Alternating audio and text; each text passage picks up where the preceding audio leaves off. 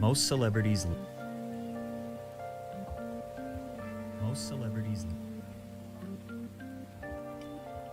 Most celebrities.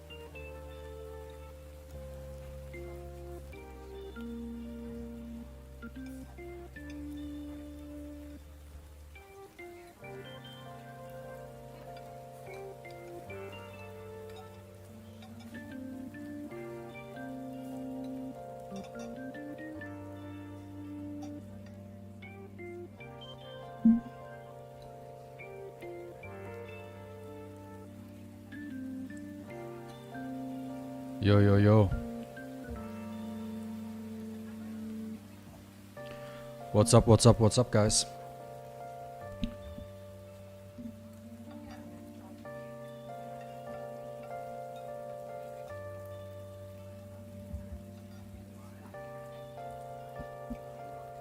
Oh, we got a platinum record. Ooh. Fuck that.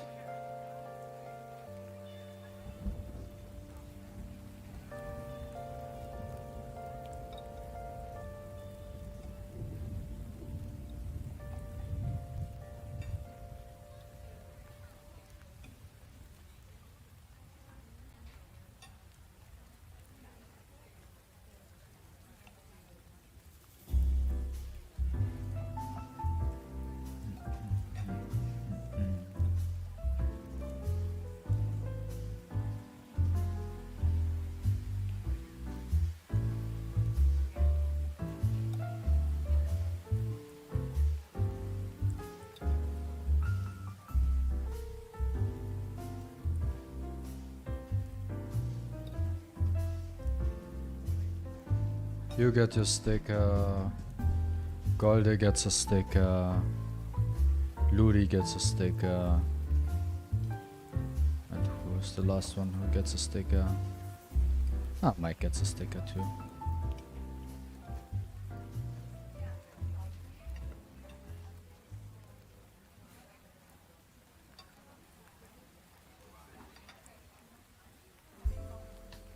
And this one is my sticker.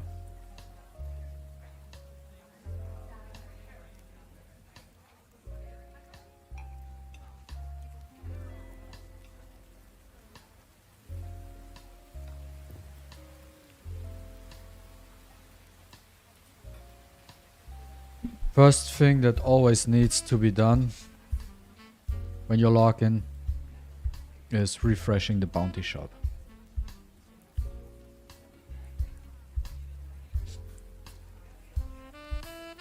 It should always be like the first thing to do.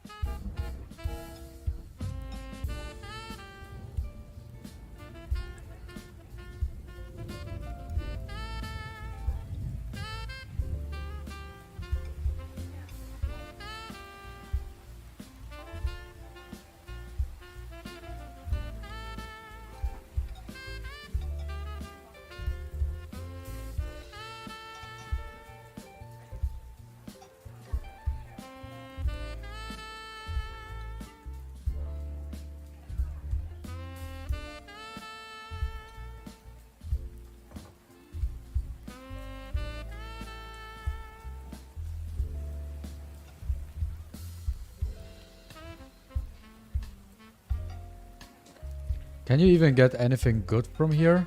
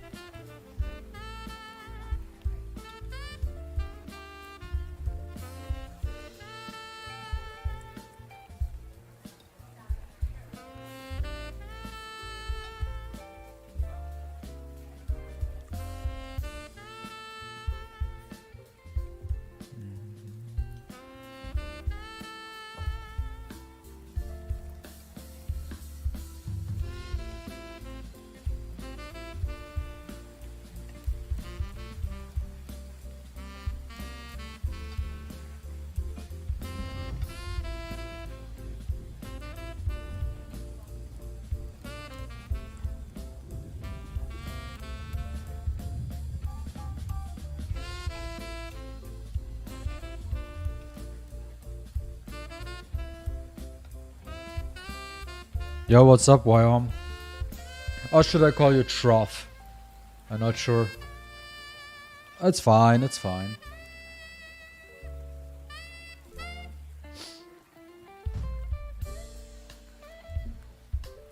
Okay. You're going for top 3 APAP this season?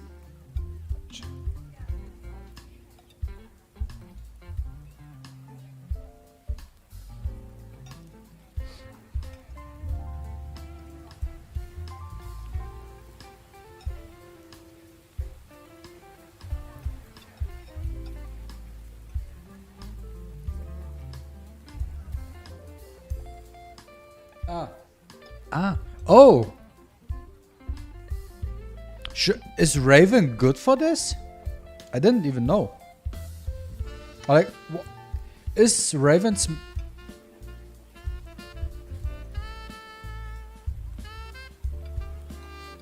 Is her main purpose to just clear waves?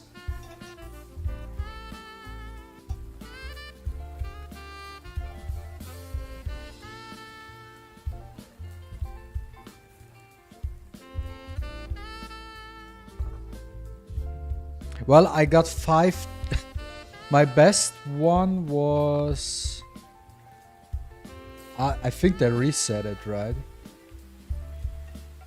I don't even know if you can check in my best records. Yeah, that team, with that team, I 5-turned APAP. But they reset the stuff.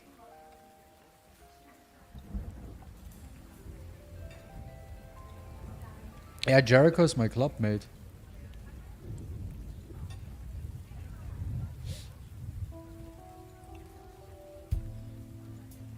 Yeah, I cleared it within 5 turns. I think you can even get 4 turns. Agrogro, I think, made a 5-turn. But you can... That works, definitely. Let's do some summons first.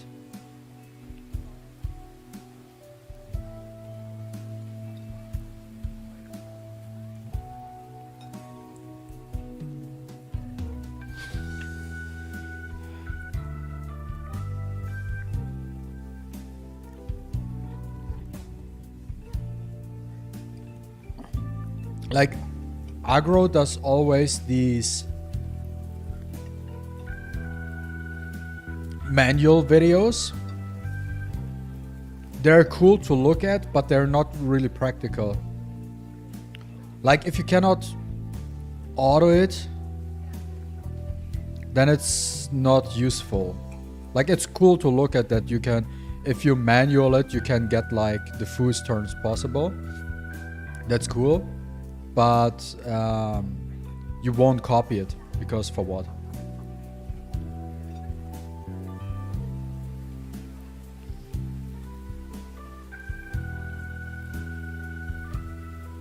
But Wyom, I tell you two things. First of all is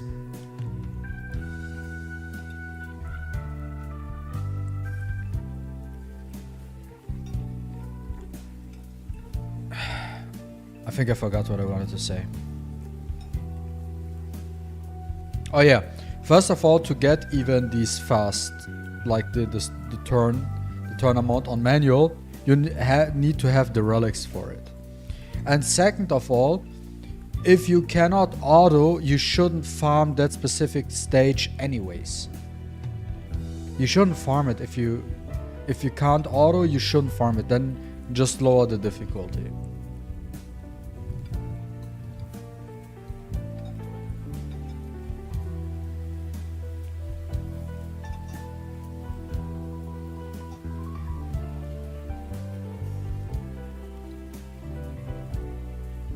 I remember back in the days, I made a video, farmable Dragon's B10 team for Summoner's War. I remember I made a YouTube video when I played Summoner's War. I made it, the title of the video was Farmable DB10 Team, which is with 2 minutes average, I think, or 147 minutes average, which is also safe or something like that, right? Something. That video got a lot of traction, and there were people in the comments complaining because my 3-star Megan unit, which is a water unit which gives you AP pushes you, gives you an attack and defense buff, because I had that unit with plus 182 speed.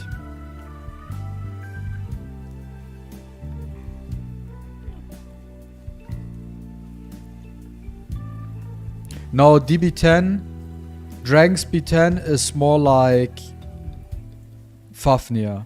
Like Fafnir or APAP. Like it's more difficult. Giants is Kronos. And they were complaining, some were complaining that my Megan is way too fast, like, because they don't have the speed. And to give you a comparison, back in the day, having over plus 180 speed on a unit is the equivalent in Dislyte of having over plus 220 speed.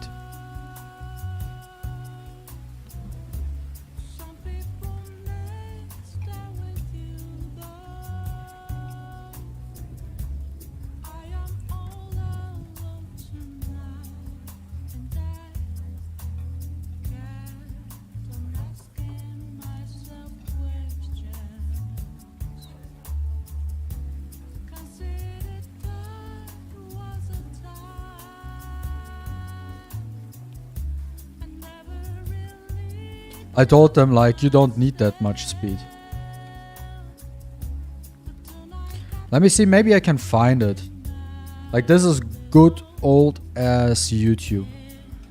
Then I played Lineage 2 Revolution, which, like, I don't know why, with Lineage I always had, like, a crazy amount of people watching the videos.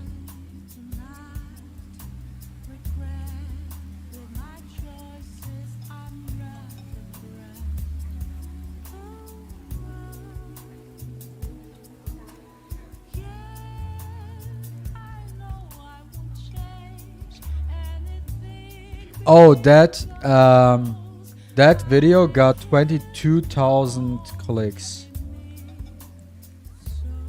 22k. Wait, let me.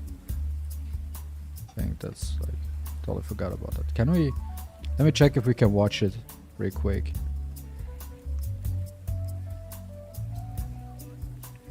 Oh, because I privated the video, you cannot even look at the comments. Ah, okay, I see. Let me... Where's OBS? I want to show you real quick. So...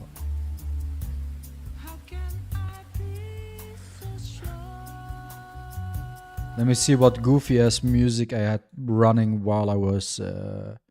So this was back in 2016, where I had some weird ass. I had to connect my phone to my PC with a MaTeIRiA app so I can screen record there, so I can actually upload it to YouTube. And then it was just video footage. So it was Sigmaris, Megan, Bella, Ifrit. So no, the Dark Ifrit was named Veramos and Tark. I remember the names. These 5 units here. This is all free to play, by the way. This is a 5-star unit. This is a net 5. This is a net 5. And these 3 units are... No. These 2 are 3-star units. And this one is a 2-star unit. But these 2 you fuse. Those are fusibles. Just show you one run.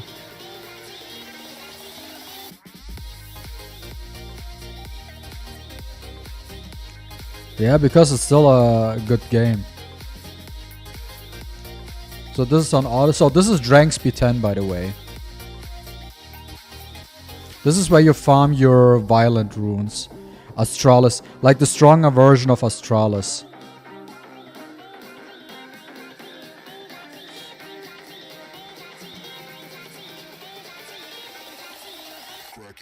Good also when I still used Snapchat.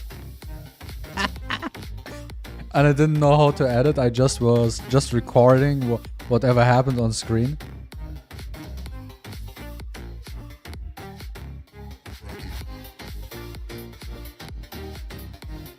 The best thing, just the Snapchat popping out of nowhere.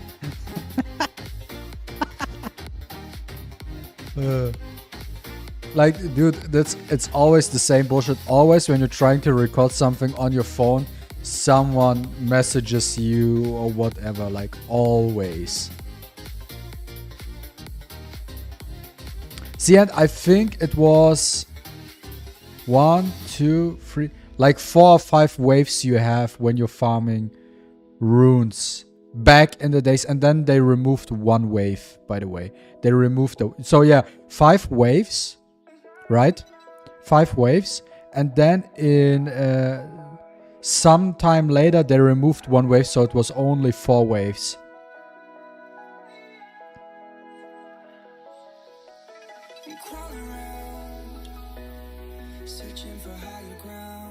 Also, you need to know, in Summoner's War, the most important thing in Summoner's War was to have your team to be able to clear your rune dungeon as fast as possible. So the idea when you're building your teams was not about having... Yeah, and then basically I redid that whole thing. But the idea or the strategy was in that game is get your team to be as fast as possible. We didn't care about like how many turns you need to complete it. We were only looking at how fast can you look at how fast can you clear it, like the seconds, right? How fast can you clear it? And that was also important because sometimes you specifically didn't use specific Espers for a dungeon because their animations took too long. So you actually built units who had fast animations so you can clear the content, like clear the dungeons faster. And back then there was no auto battle function. Auto battle didn't exist in Summoner's War, as well as blitzing also didn't exist. So you always had to click on You always had to manually click start the run, and after the run completed, you look at what you got and then restart the run. You always had to do that manually. Always. For like 7 or 8 years, you always had to do it manually. And then they finally decided to, after 8 years of Summoner's War, they finally decided to add auto battle to rune farming. After 8 years, they added auto battle. And also, Summoner's War is out for over 9 years now. That game, still to this day, after 9 years, has no pity system. And that game has so many nut 5s. So many nut 5s in all the different colors. And there's no fucking pity system in the game. Yeah, I saw the Breville post on Discord. Let me put the music back up again.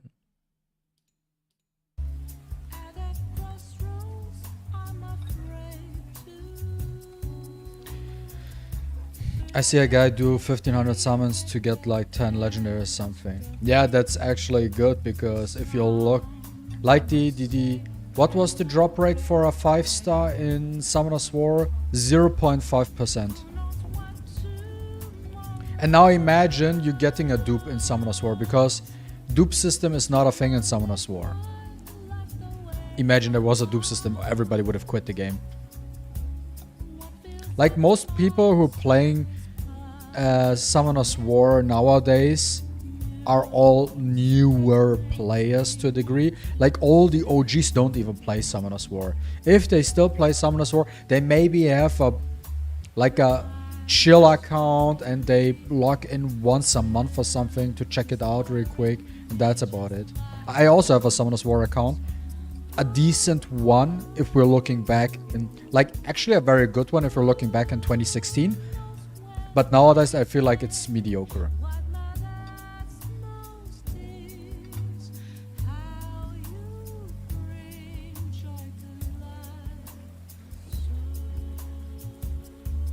The problem with Dislyte is they cannot get their monetization straight. They don't know how to monetize the game.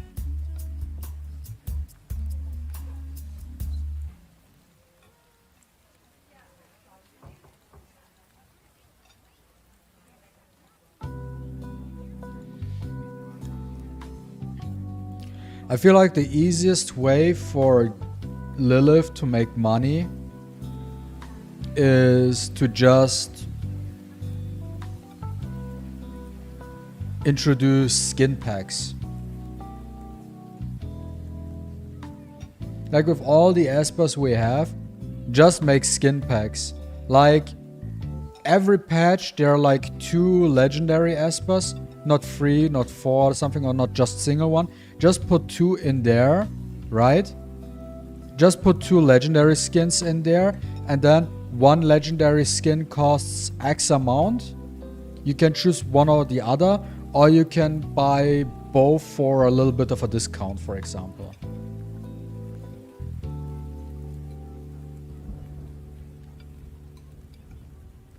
Like on RTA, you ban even R2 and you ban Tier, or you ban Fang. What do you mean, like on RTA, you ban Ethan, Tier, Fang? Like if someone picks all 3? Gaia's skin. No, you know what unit I wanna have a skin the most? I feel like the one I wanna have a skin the most is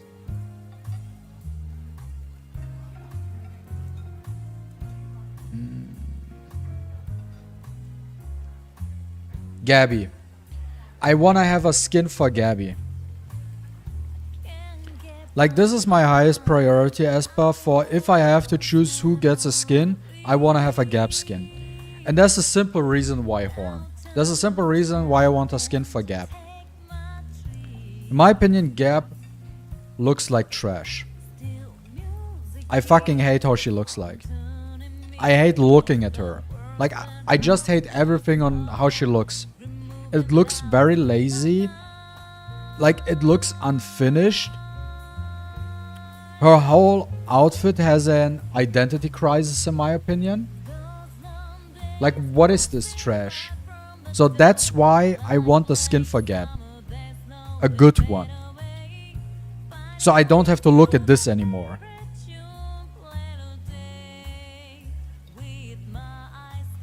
And don't make it a recolor.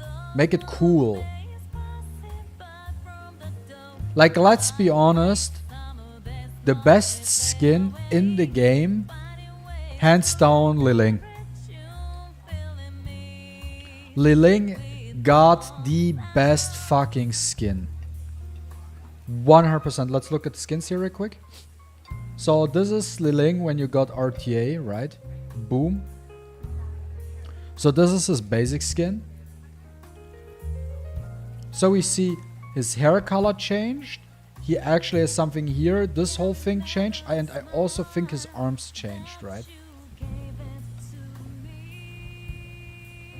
Wait, let me check something real quick. Even his fucking things at the bottom changed. Like, look at the flaming glow, how they look like. And now they're like these spiky stuff. He got a new, completely new outfit. He got a fucking jacket, man. Like that fucking badass jacket, man. Like he fucking got a Kazuya jacket from Tekken. He got a fucking Kazuya Tekken jacket. That's what he got. Coat. Right? Looks fucking amazing. His hair reminds me of Super Saiyan 3 Goku, but in pink. His arms changed as well. His weapon, I have to look at the weapon. Or at the spear.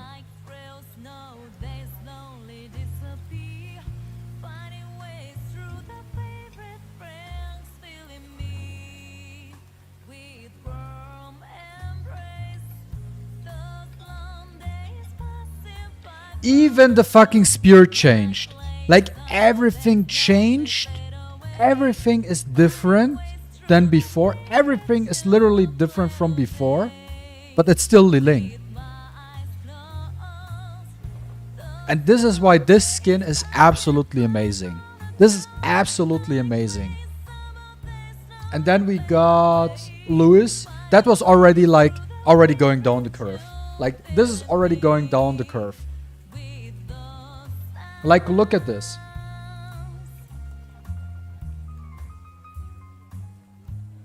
Like, if we compare it, so they made him, instead of red, he's now blue. I feel like his arms... Okay, they changed it a little bit.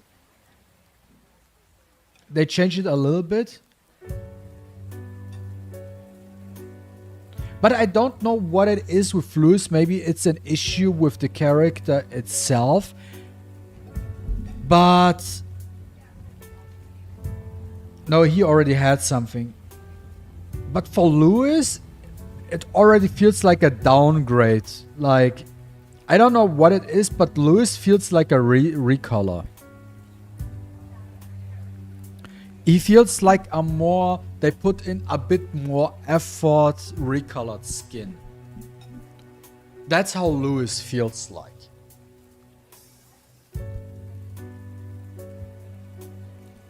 Right? And I feel like they could do so many cool things. They don't need to necessarily keep how they look. They can also change the design of it. Like, for example, the other unit, I kind of want to have a skin. Maybe. Wait, let me check. What? So, for example, if they make a skin for JJ at some certain point. What's up, Winnie? If they make a skin for JJ at some point in time, I want to have a chibi JJ.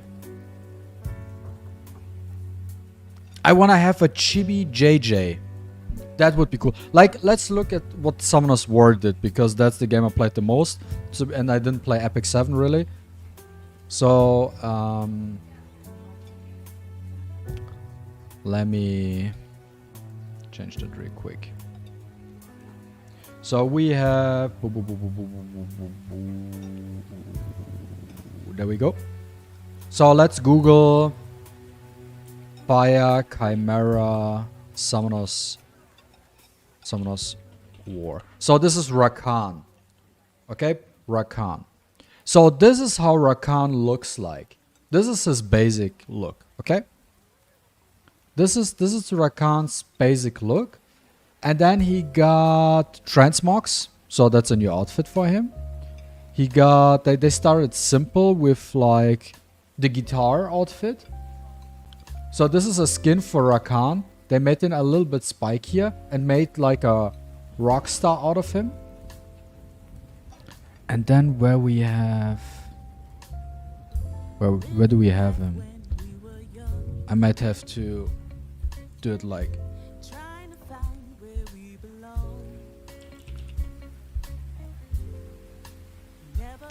And then if I can find it...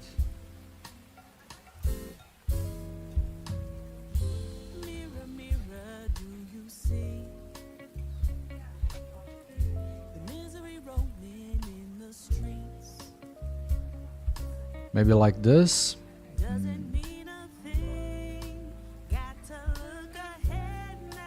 Okay, that's the best one I can find. And then he got this chibi skin. Like suddenly this big dude turned into a cat. Something like a cat.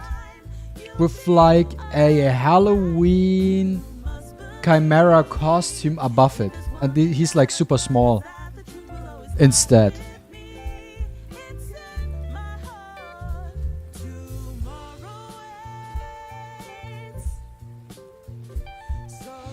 Like, they don't even need to look 101 the same thing. They can do like super weird stuff, like cool things.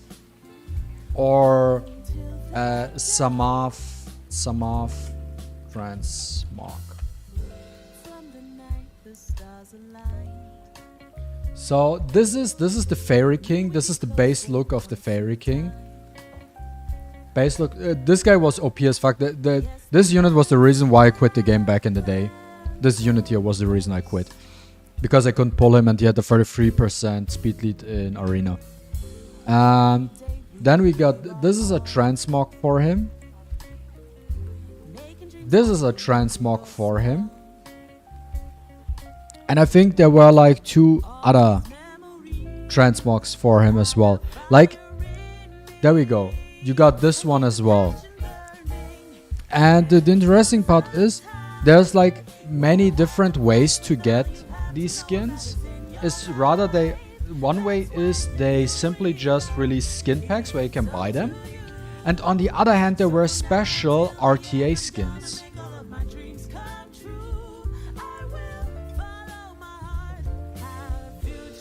What's up, iDreaming? We are talking about skins in Dislyte.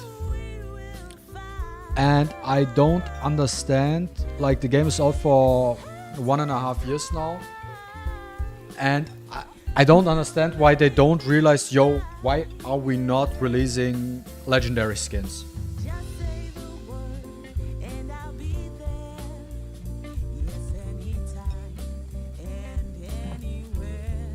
As I said in my video, the black twin turned into the green twin.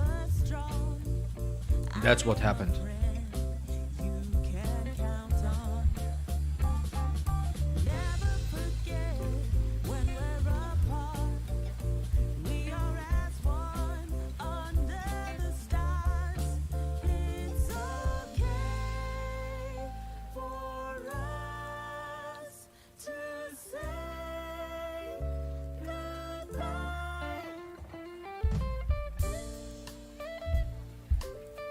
I think about if I even should play RTA because it pisses me off so much.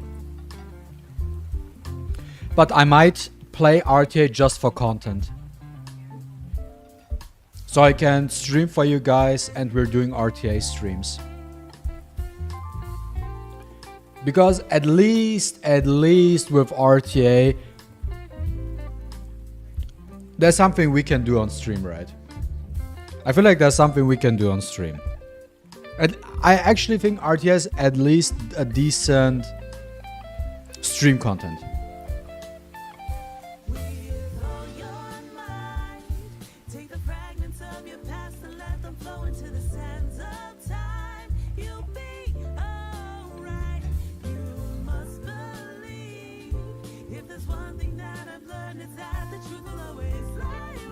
The funniest thing to me, bro, imagine we proc each other, yeah. The funniest thing to me will be the grind to platinum. The grind to platinum will be the funniest shit to me.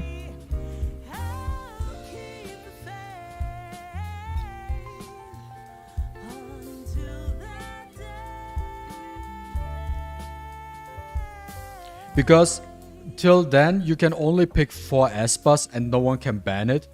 So my first 3 picks will always be the same picks, and the last pick depends on what they are picking.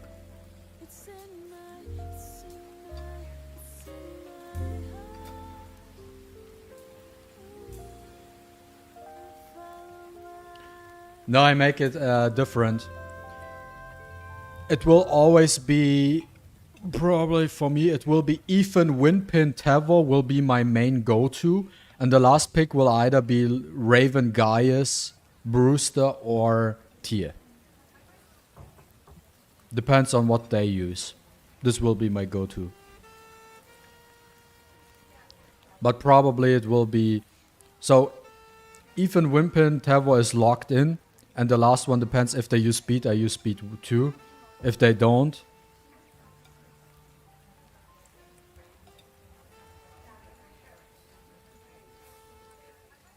I just bring another DPS. That's it. GG.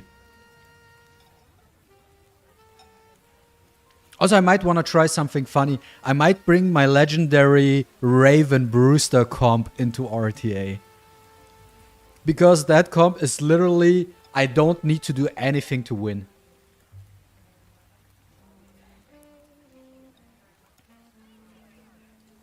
Okay, let's look at the relics I got.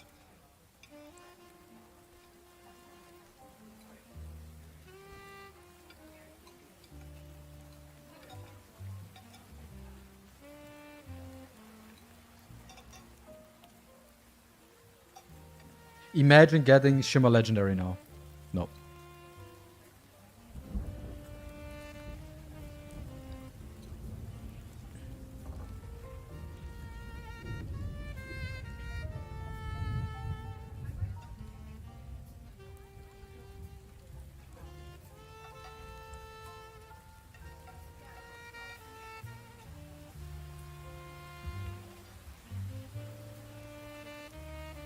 Can you even get anything good from this here?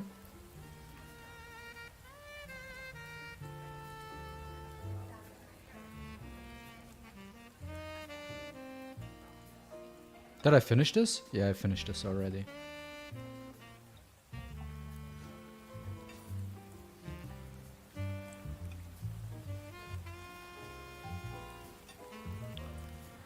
So I think I can do a holo battle, so let's do that real quick.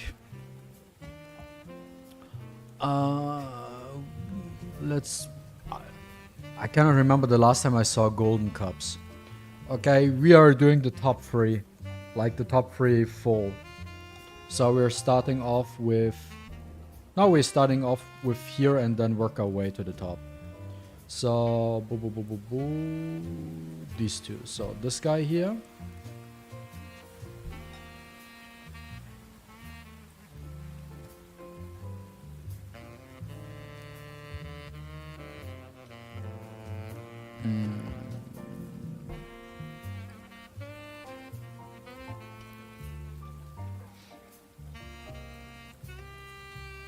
This is good enough, I guess.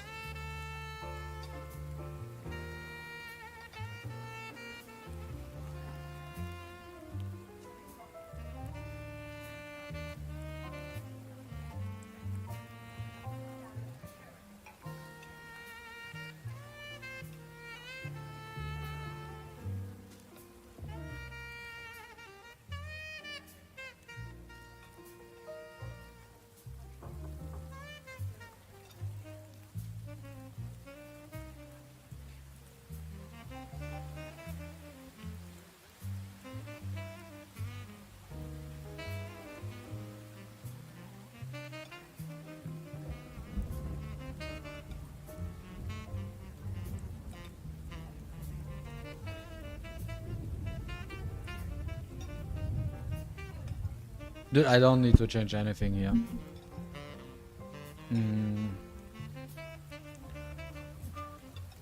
Can I just auto?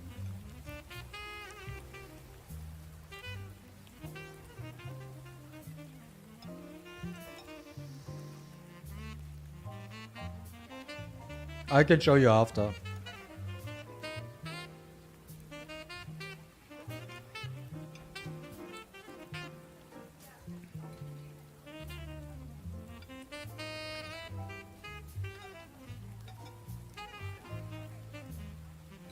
Brewster didn't even get a turn.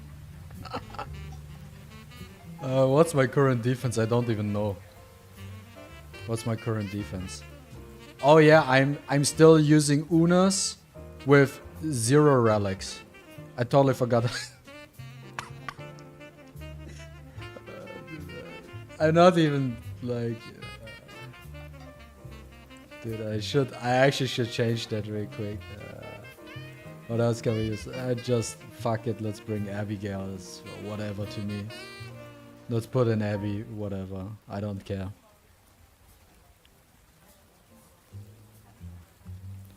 Hennessy. 5 days ago. When was that? I probably cannot even watch. Oh, I can watch the replay. Yeah, obviously you outspeed because my Unas has no relics.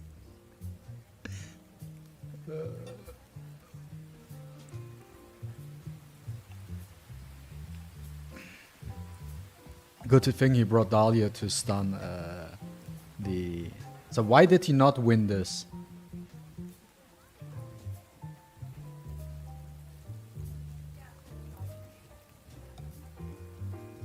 Well, that's for that.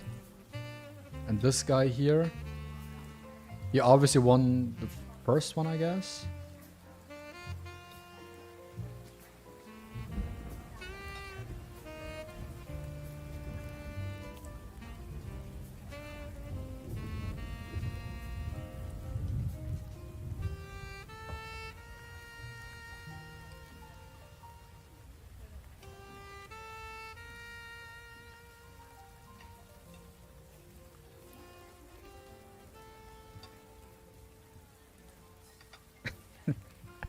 That's the best part, like just using an Unas on defense with 0 relics on it.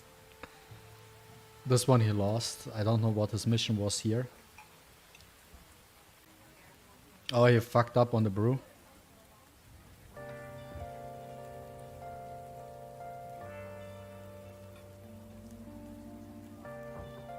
Yeah, that's for that, okay. Okay, we have to do the last guy. So for this,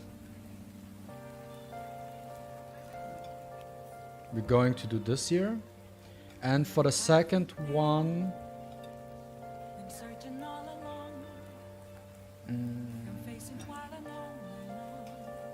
what do we want to bring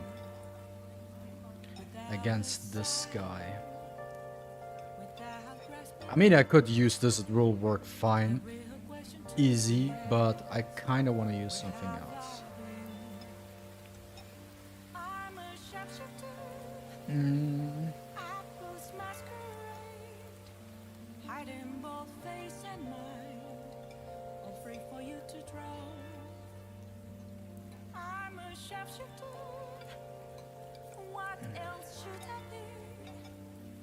Don't take off my mask, revealing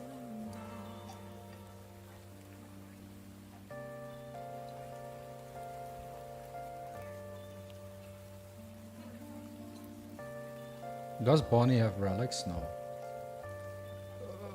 What do I want to bring?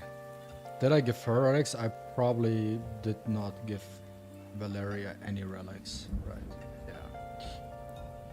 Did I give Elaine relics? Also, I didn't give her any relics. Who else do we have? Does he have relics? No. Does he have relics? Not really. Does she have relics? Also no. Does Uday have relics? No. Taylor has relics.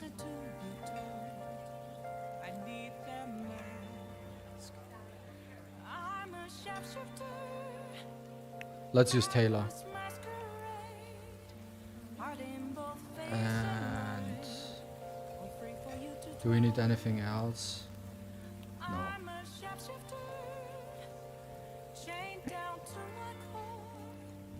Please don't take off my mask, my place to hide.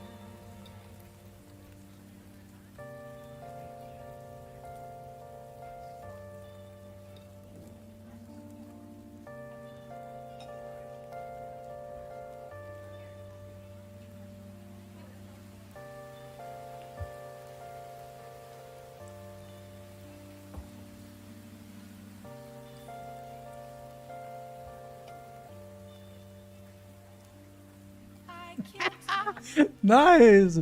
Dude, I didn't use this dude for longest time. I did not use Taylor for eternity. Actually nice, actually nice. I have to say, actually nice. me, burning I did. down the walls.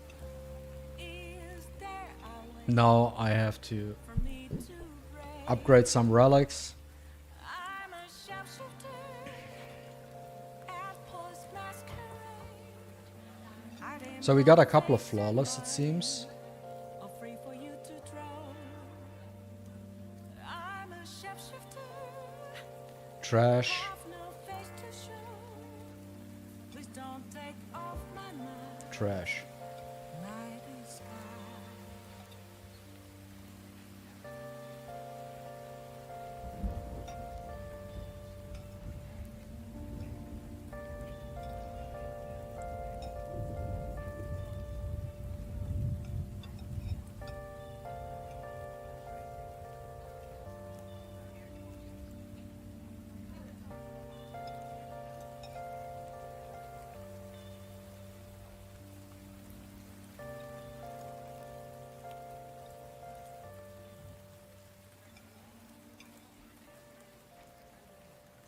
Where are the speed substats?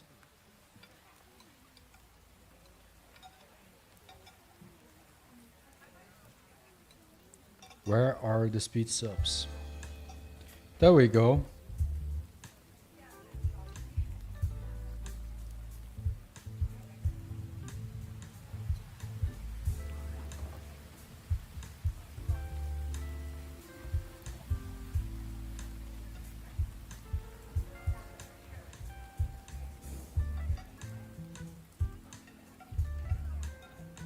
I got a lot of flawless, but no speed at all.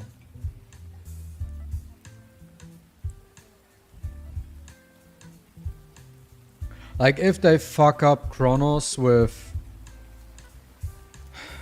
buffing Thunder and making War more redundant, might as well just buff the drop rate of Wind Relics in Chronos.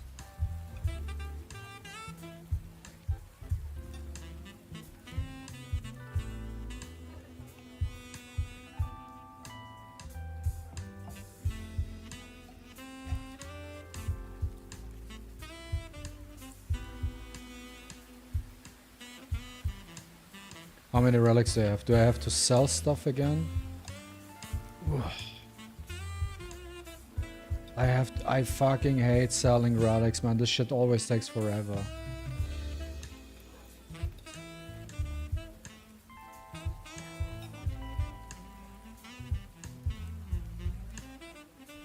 So how do we start?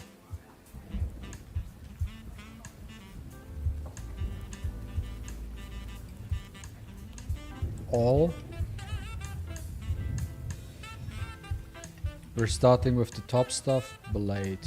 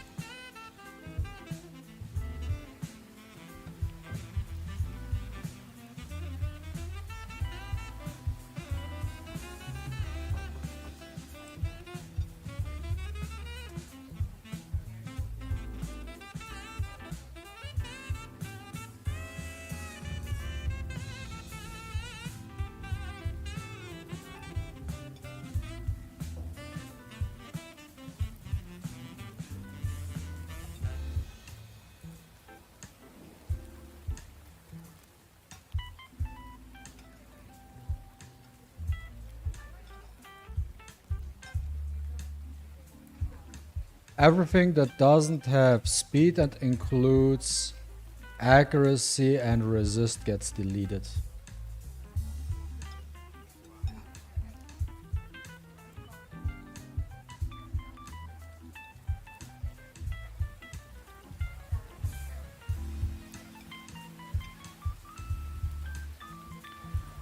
And here everything that is as main stat at flat stats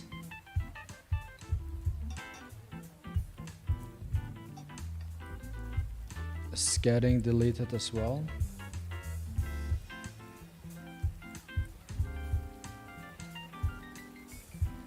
Then for headphones it's lock this.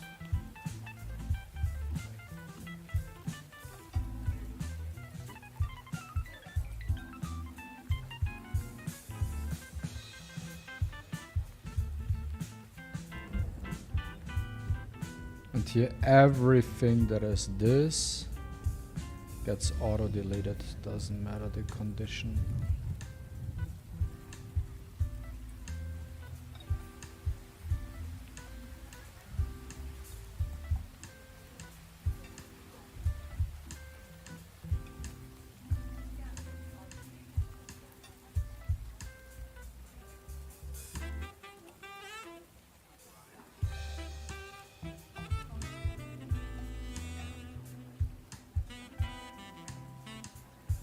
Got like 5007 right now. That's when I've removed defense HP and attack main flats. Oh yeah, until it's yeah.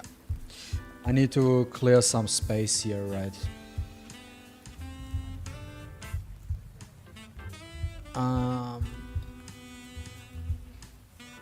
Then rings.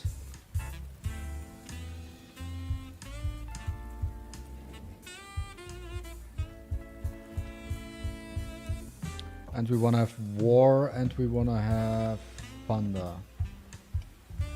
And everything that is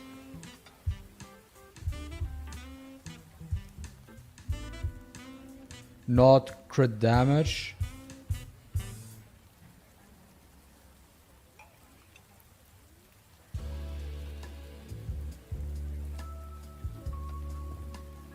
also gets deleted.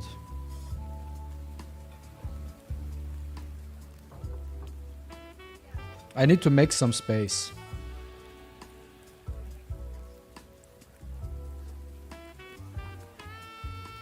I don't know, I think that's all I can do for now. And here I can make all, and stuff that includes accuracy, resist, and doesn't include speed.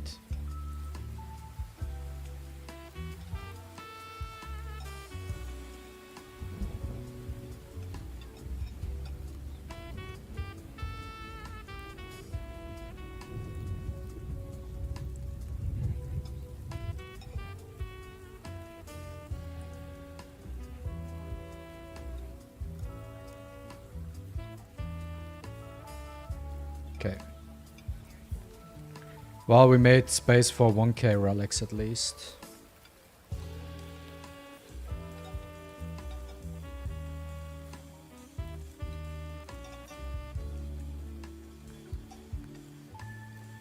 I hope they I hope that they extend the storage with the new patch from 6,000 up to 10,000. I hope they do that from 6 to 10,000. Like, for example, in Summoner's War, you had to be very, very stingy because back then you had like space for 500 relics.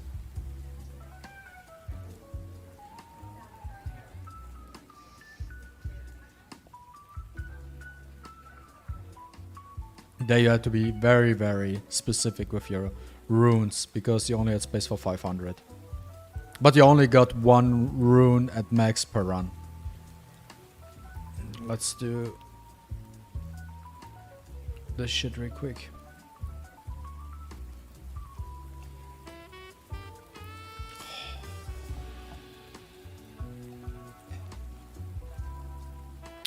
Oh, come on. This is the stupid RNG bullshit I hate.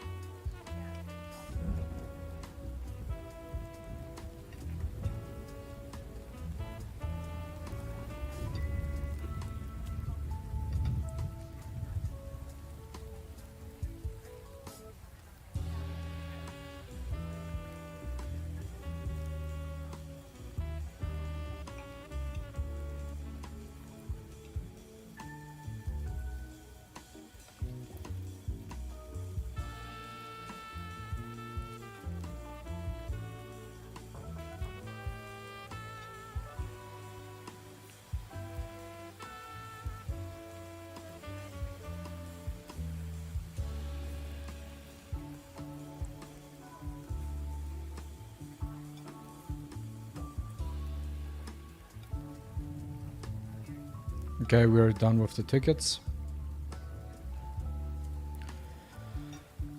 Did I miss something in the shop?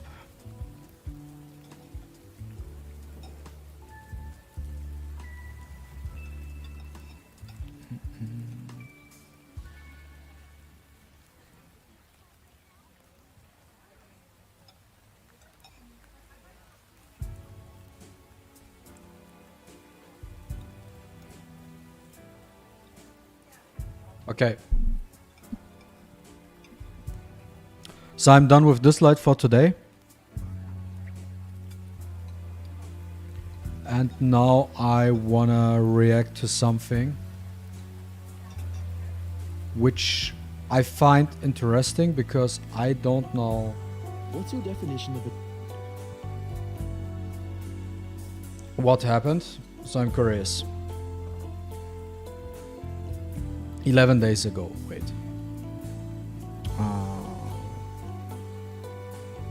Close this game.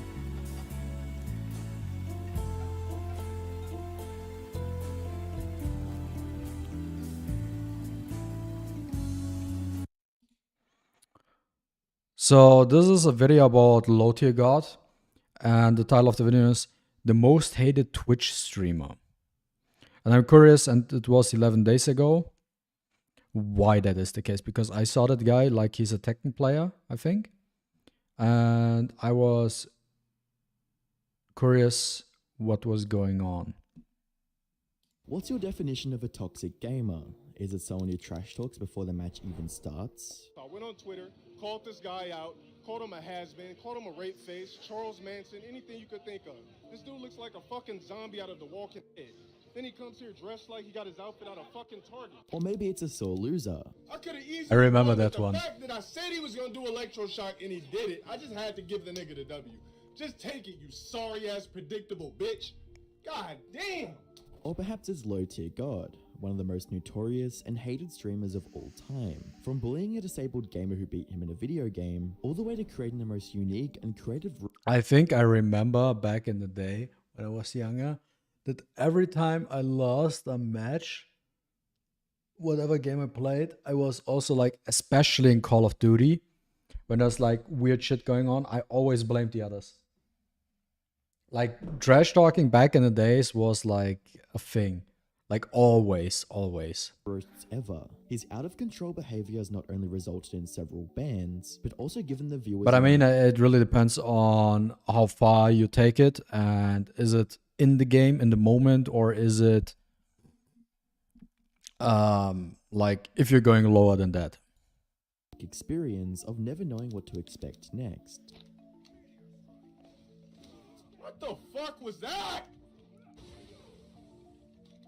From an almost 200,000 follow account on Twitch and a following on YouTube with hundreds of thousands of viewers, to having almost his entire social media presence wiped from the platforms. How does this happen? How did one streamer become Like for me, for example, back in the days when I raged a lot, this is something I learned over time. Like, I never rage quitted out of a game. Like, when I was mad, I was sticking in the game. I was like, no, I wanna just annoy the people.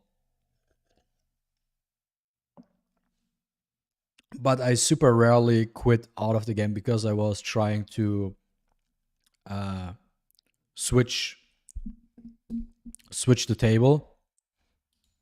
So hated by not only just the But then fighting later on, community, I just but learned everyone to across the just, internet. Hi, I'm the Internet Anarchist. I create weekly YouTube if there was documentaries. stupid shit Today, going on, we're just leave the uncovering game rage-fueled and career search for a of new LT one. God, aka LTG, and how he survived several bans on Twitch, lost everything on YouTube in only a few days, and where his career stands today. Born Dale Wilson, LTG grew up in South Central Los Angeles, California, but eventually moved to Antelope Valley. The exact date of his birth is unknown, but is estimated to be between 32 and 38 years old. Low-tier God's relationship with YouTube stretches all the way back to 2006. Why do people not know the age? Like between 32 to 38, like when he that's began so big. uploading short videos of himself to his main channel, Sparrow25.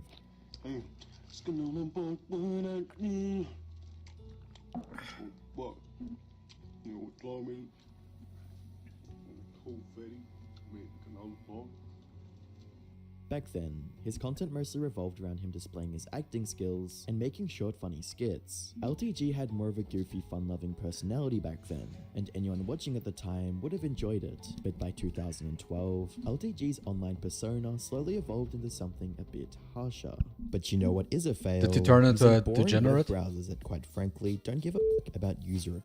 Your recent comedic sound of news. A fucking video to some fat fuck on YouTube named Boogie2988.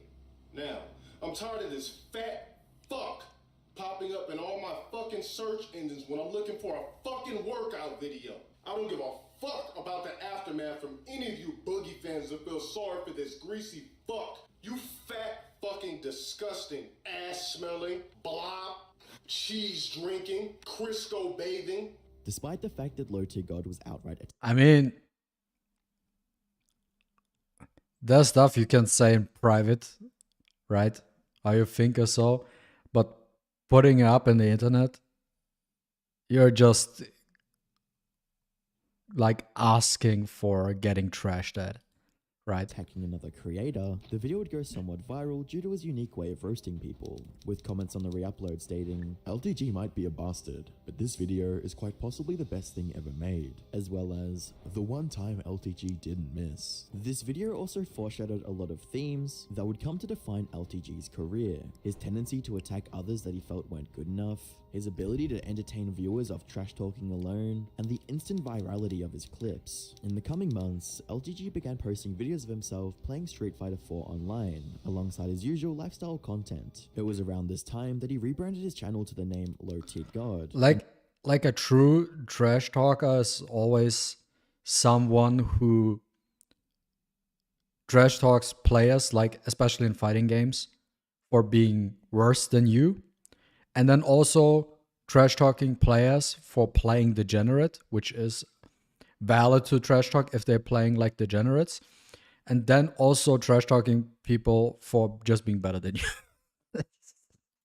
Name modeled after the low-tier characters that he often used. The quality of the videos wasn't the best since he didn't have a capture card, but with that being said, he was still able to amass a consistent viewership that LTG felt wasn't enough, as he would compare himself to other channels. Viewership wasn't the only thing that LTG was dissatisfied with, as he would become extremely toxic during matches where he felt his opponent wasn't playing properly, or didn't deserve the win. Toxicity isn't new in the fighting game community, but LTG's unique brand of trash talking and rage quitting would give him an infamous reputation and make him instantly recognizable at gatherings or tournaments. The first instance of this was in 2014 at the Wednesday Night Fight Series, where he faced off against top players like Alex Valley. All right, so it's low. Yes, you didn't know this. Okay, I knew this. Is why I sat down. So, do we have time for a little backstory? Yes, tell it. Okay, so But be PG with it. what would be PG about this? This guy plays Rose. He plays online a lot. He's got a YouTube video series. You should check it out if you get a chance to. But let's just say that this guy is very rude, very crude, and he thinks he's better than everyone. I have often got many hate mail from him, With a lot of slurs. and then at the end of it, isn't that like always back in the days when you played with your friends any sort of fighting game and you were like good at the game from your local perspective, and because you beat your friends you were like, yo, I'm super crazy good in the game, but when you play against other players online or around the world, you just realize you're actually not that great. And we, like when we were kids, we always thought like we were like super fucking crazy good at a specific game, but then we got a reality check online. After I proceed to 5-0 him, Yep. he asks me for advice. Yeah, so it's friends. After losing the match, LTG's abrasive personality would lead him to face off against numerous well-known members of the community, with the most notable ones being Viscount. This would eventually accumulate into one of the most hyped grudge matches in FGC history. In his video addressing the internet, uploaded in December of 2014, LTG went on a rant about anyone and everyone who he felt wasn't on his side during the match against Viscount. First off, I see a lot of you scrubs talking, and I'm pretty sure that 99.9% of the people talking in these comments cannot compete to save their fucking life. But you idiots, you drones, you derps, you online cap of fucks need to understand that you are nothing but a worthless fuck in the comment section with an opinion about a game that I'm sure you completely suck at. With all the comments that I read on the... I mean, it's half true what he's saying here, but also I feel like if you're trash talk to a certain degree, you have to back it up. Like if you're saying like you're the best in the world and then you just lose, then no one can take you seriously. But if you can back it up, it's a different story. Daily about me being ass at the game, there should be a lot more methodical competitive players in the scene. Now, let me go ahead and address these grudge matches. Let's start off with the Alex Myers grudge match. If you watch the set closely, there was actually a point in time that I was up in the set. So saying that I got bodied baffles me, and it's fucking hilarious. On the surface, the video seemed like he was just salty about losing, but looking a little deeper, it revealed how fragile his ego was and the lengths that he would go to protect it. The fight wasn't completely negative for LTG, since it both cemented his name in FGC history and greatly increased his viewership on Twitch. To complement the increase in engagement, he decided to try other fighting games like Tekken 7. Fans really seemed to enjoy watching him rage during every match. Oh my god. Yeah, people like that. People like when people are raging. Like back in the days when I played Summoner's War, for example, or streamed Summoner's War, I also was raging a lot. But it was more raging for PvE content because there was some Fans loved it so much that entire channels stupid on shit YouTube going were on, dedicated to uploading or like hour-long during Russia or compilations of some his shit streaming where on when the stream. stupid While shit some of were the videos were when made by stupid trolls shit was trying to going on. humiliate LTG, they mostly And boosted the discoverability of his streams. I noticed allowing like to people really advance in his enjoy when content to people get are a glimpse of raging. just how entertaining But it his shouldn't be rage moments like were. But just in LTG's eyes, these channels were just stealing his content. the main He wanted thing to take them down by in any your means necessary. stream. He began filing copyright strikes on them and asking fans to mass report the videos, even threatening to remove his face and microphone if they weren't taken down, with a tweet reading, "We'll be streaming with no mic or cam from now on, until these pages and or videos are taken down. It's up to you guys." The strategy only served to harm his relationship with viewers. He was getting free publicity from fans who found his streams hilarious and made videos surrounding them, but striking down the videos only turned them into trolls that wanted to see him fail. LTG's toxicity wasn't just reserved for the trolls, as he would That's berate kinda and childish, insult though. anyone and everyone around him. He banned viewers that disagreed or beat him in online matches, harassed fellow creators, and was even allegedly abusive to his girlfriends. Oh, Why are you still here, dude? because I'm not I gonna don't leave. want you on my motherfucking stream. Okay, For the are millionth fucking time. Are you going to physically The remove fuck? me from the room? Next stream, don't come up over this bitch. I'm dead serious. You're going to have to physically. Don't come up out of here. Don't. I was trying to tell you guys a serious problem I was having, and she started thinking it was funny.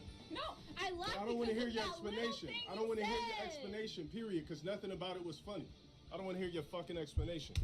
There was nothing joking about this story, nothing. I was trying to tell you guys something serious, and she ruined it. Oh my god. Oh my Don't trip. You guys won't be God. seeing her on any streams anytime soon. This is to be the last stream you niggas see her ass on here. Oh my god. It was only a matter of time before LTG's uncontrollable fury back. So here's my question. Wasn't the guy here in the video trying to make a point that he's physical with his girlfriend. He wasn't physical with his girlfriend. Also, I always have a gripe with these kind of things because you never know the backstories about it, you know? So that's for that. Fired on him when he attempted to weaponize his audience against a fellow streamer who had beaten him in 50 consecutive matches. This resulted in his third ban from Twitch, suspending his account for almost 2 years. Wait, what? The cause of the first ban is unknown, but the second ban is due to going against Twitch's terms of service by reselling the moderator status. My live streaming outlet, which was through Twitch, has been indefinitely suspended. And I guess there's a magical 3-strike clause that I didn't know about. So the first time I was suspended for 24 hours, I don't know why. The second time for 24 hours, I guess selling mod ships, which I didn't know you couldn't grant somebody mod ship for them donating a certain amount to you. Okay, that's just sounds stupid. Like, you shouldn't sell mod status to viewers for paying money. You should mod people who are constantly in your stream and checking that that the viewers are not going hog wild. But I think to say he didn't know that selling mod status is against TOS, I think that's bullshit. I think that's literally bullshit. But I gotta take a toilet break real quick. We'll be back in a minute.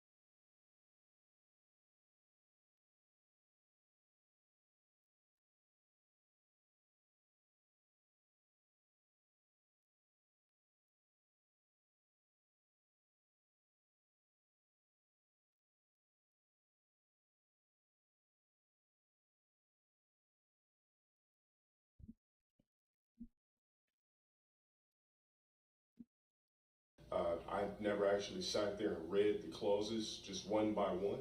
And the third one was for alleged hate speech. When I say alleged hate speech, it's because it's retarded.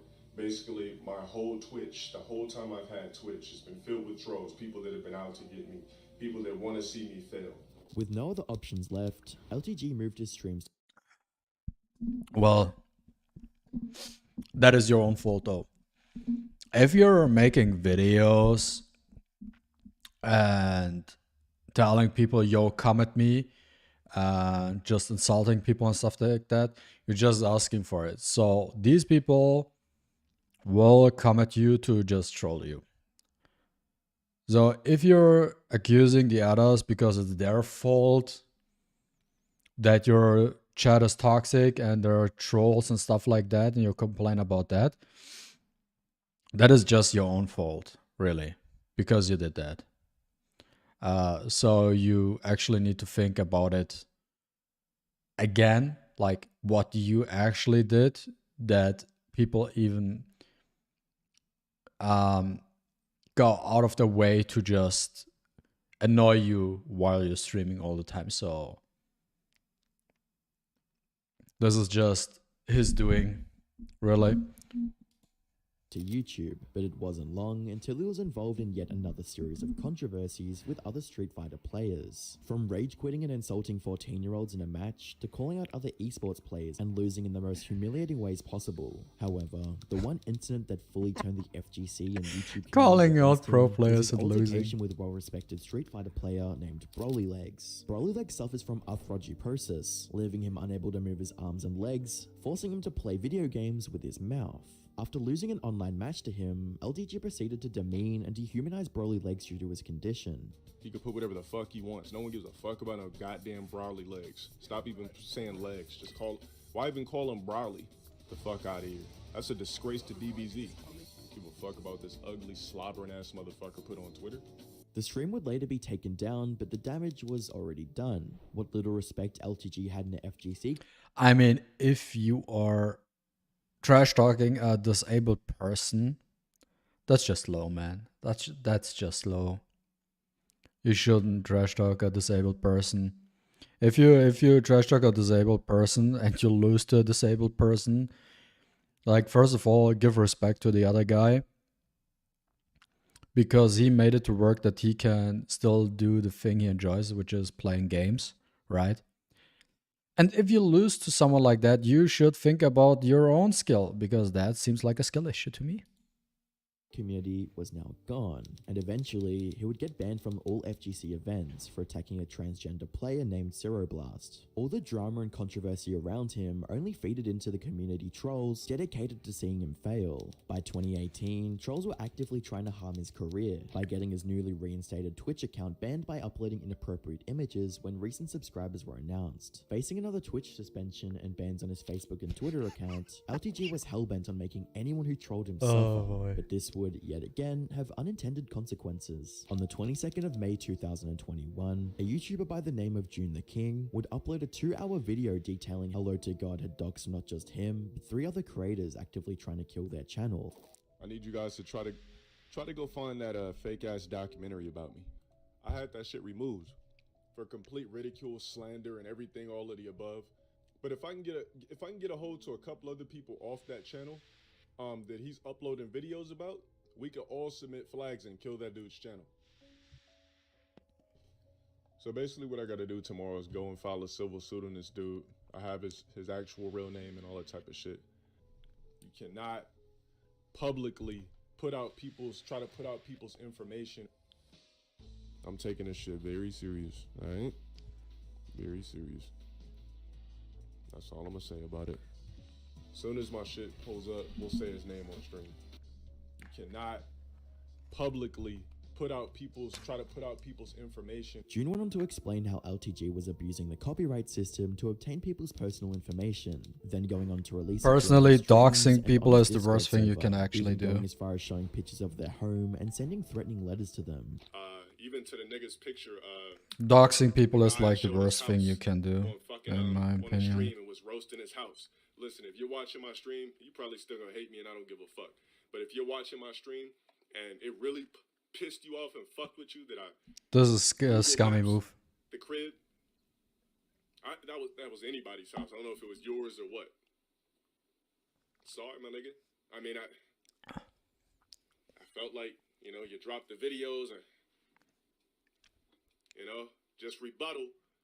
At the time, all the channels involved That's were just low. small, and they were mostly making videos covering his past. They only showed publicly available information, but Low-Tier God didn't think of it like that. He felt like these channels were stealing his live streams and defaming him. This stream. But these niggas don't show remorse when they keep doxing me 24/7, stealing from me 24/7, trying to pry into my personal life 24/7, antagonizing me 24/7, stalking me 24/7, stealing from me 24/7. We just gonna keep it at that. It would take some time before Low-Tier God had stopped going after these creators, but that was simply due You to feel like even if someone doxes you, you shouldn't dox back or something. Like doxing is the lowest trash thing, scummy thing you could actually do. So I would personally just file a report. Just sue them if they would do that. the fact he had bigger problems to worry about, namely the drama between him and 3 other larger streamers, CoryX Kenshin, Kai Cenat, and Jadeon. An incident Especially that if it changed the course of affects his your career private for life. better and for worse. On the 24th of August 2022, CoryX Kenshin uploaded a video stating that YouTube picked favorites, and that it was difficult for black creators to succeed on the platform. Viewers were quick to point out that CoryX Kenshin supported Low-Tier God, who was known to make racist remarks on stream. Not wanting to be associated with him anymore, Cory would make a comment stating that he no longer had ties with LTG after becoming aware of his past, with a comment stating, "Lol, this is crazy. I do not support this man. I found out about LTG because I feel like if you're doing stupid shit on the internet, you know, you cannot put it on like ethnicity and stuff like that. That doesn't make sense to me. Mind you, I'm just meeting him. Thought he was a funny streamer until some people warned me about his past. Just Ever making since, excuses I haven't for had any it. correspondence with this man, Yola Wilden. This didn't go over well for LTG. Verified page, I click on it, that shit said 14 million views. I'm blown away. I'm blown away, bro. I'm not gonna tell you what vid, because I'm not gonna promote some troll video on my shit, but I have it recorded. The fact that, and I'm saying this right here live, the fact that you got swayed by a troll channel, that's crazy to me. Look at your message, bro. Don't worry, you're still gonna have 14 million subs and a lit comment section after this segment. Look at what you said about me. Look at your justification on a fucking troll. What does he say? Lol, this is crazy. I do not support this man. I found out about LTG because I used a 1-sec slip or clip in one of my edits, so he roasted me. After talking with him about clips, I asked him about getting those other clips removed. Mind you, I'm just meeting him. Thought he was a funny streamer until some people warned me of his past. Ever since, I haven't had any correspondence with this man. Y'all are wildin'. Okay. Thought he was a funny streamer until some people warned me about his past. That's the part that f***ed me up. Until some people warned me about his past. Ever since, I haven't had any correspondence with this man. Y'all are wildin'. Things would go one step further in a now deleted stream of LTG responding to Gideon's video calling out Twitch for treating black creators differently. I really don't understand why a guy like Gideon that is very popular, that has a huge fan base, verified on multiple platforms, gets millions. But isn't that like disproved by just Kai Cenat? Like he's the biggest Twitch streamer right now? As a black dude? The views per video, and then he has a side clip channel video and endorsements, and can still stream on YouTube, has a problem with getting banned on Twitch. I want you to sub to my premium channel, and I'm upset because Twitch still didn't ban me after I got cool with Pokimane. Shortly after this, Kai Cenat would react to the entire situation on stream. Let me tell you why black streamers, quote unquote, whatever, like Kai Cenat, probably wouldn't get blown on the front page of Twitch. Can anybody here guess why? I don't care how lit he is. Can anybody guess why? That they wouldn't run behind Why? Kai Cenat to put him on the front page or acknowledge him or anything like that? Why? It's bad marketing.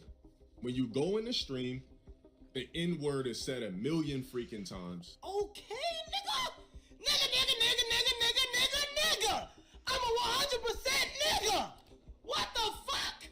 All the drama surrounding LTG wasn't completely negative, since he was getting involved Okay. with creators that were much larger than him. This was the first time that many people on YouTube, outside of the FGC, had ever seen Low Tier God, and Dale wanted to make the most of it. LTG would attempt to get Kai's attention and ask him onto a Discord call by gifting him 20 subs on Twitch, but Kai would reject Like, the is it offer, allowed demanding for that he black refund the creators to subs. use the A day N-word on later, stream? LTG's Twitch account would be suspended. By December 2022, LTG would be facing another potential career-ending moment, after his YouTube account was permanently banned. I'm not even sure. The ban reason being him evading a temporary ban by streaming on his second channel. I didn't work out. I didn't leave the house. I didn't do shit for 48 hours. I didn't cry. I don't know how to cry anyways. There's nothing to do with death or I didn't lose a limb. I just sat here like an alien for 2 days. All of that shit, because mind you, a lot of people obviously would be rejoicing about me losing something that I worked hard for. They're gonna, corny ass Twitter shit, YouTube videos. I didn't look at anything. I just blocked people and I just went blank for 48 hours. And then when I was done with the 48 hours, I snapped out of my trance. And I was just like, damn, I can't imagine being a normal human being. LTG would attempt to stream on YouTube under different names, but these accounts would be banned as well. On the 3rd of March 2023, he would make the move to Rumble, where LTG uploaded a video explaining what happened on Twitch. So a lot of you guys were curious what happened to my Twitch. I never actually let you guys know what happened. I never actually really explained it into detail and context. So let's talk about it tonight. He would go on to claim that trolls watching this Isn't it like obvious that he just simply got banned everywhere and now he has to stream on Rumble or a Kick because he has no other options? stream mass reported the transaction as financial fraud, resulting in his Twitch account becoming banned. So they reported the 20 gifted. And then literally the next fucking day, I got hit for fraud detection on my account. An hour later after that, I was banned. So when I tell you guys that I got banned on Twitch for AKA fraud, for gifting Kai Cenat 20 fucking subs, bruh.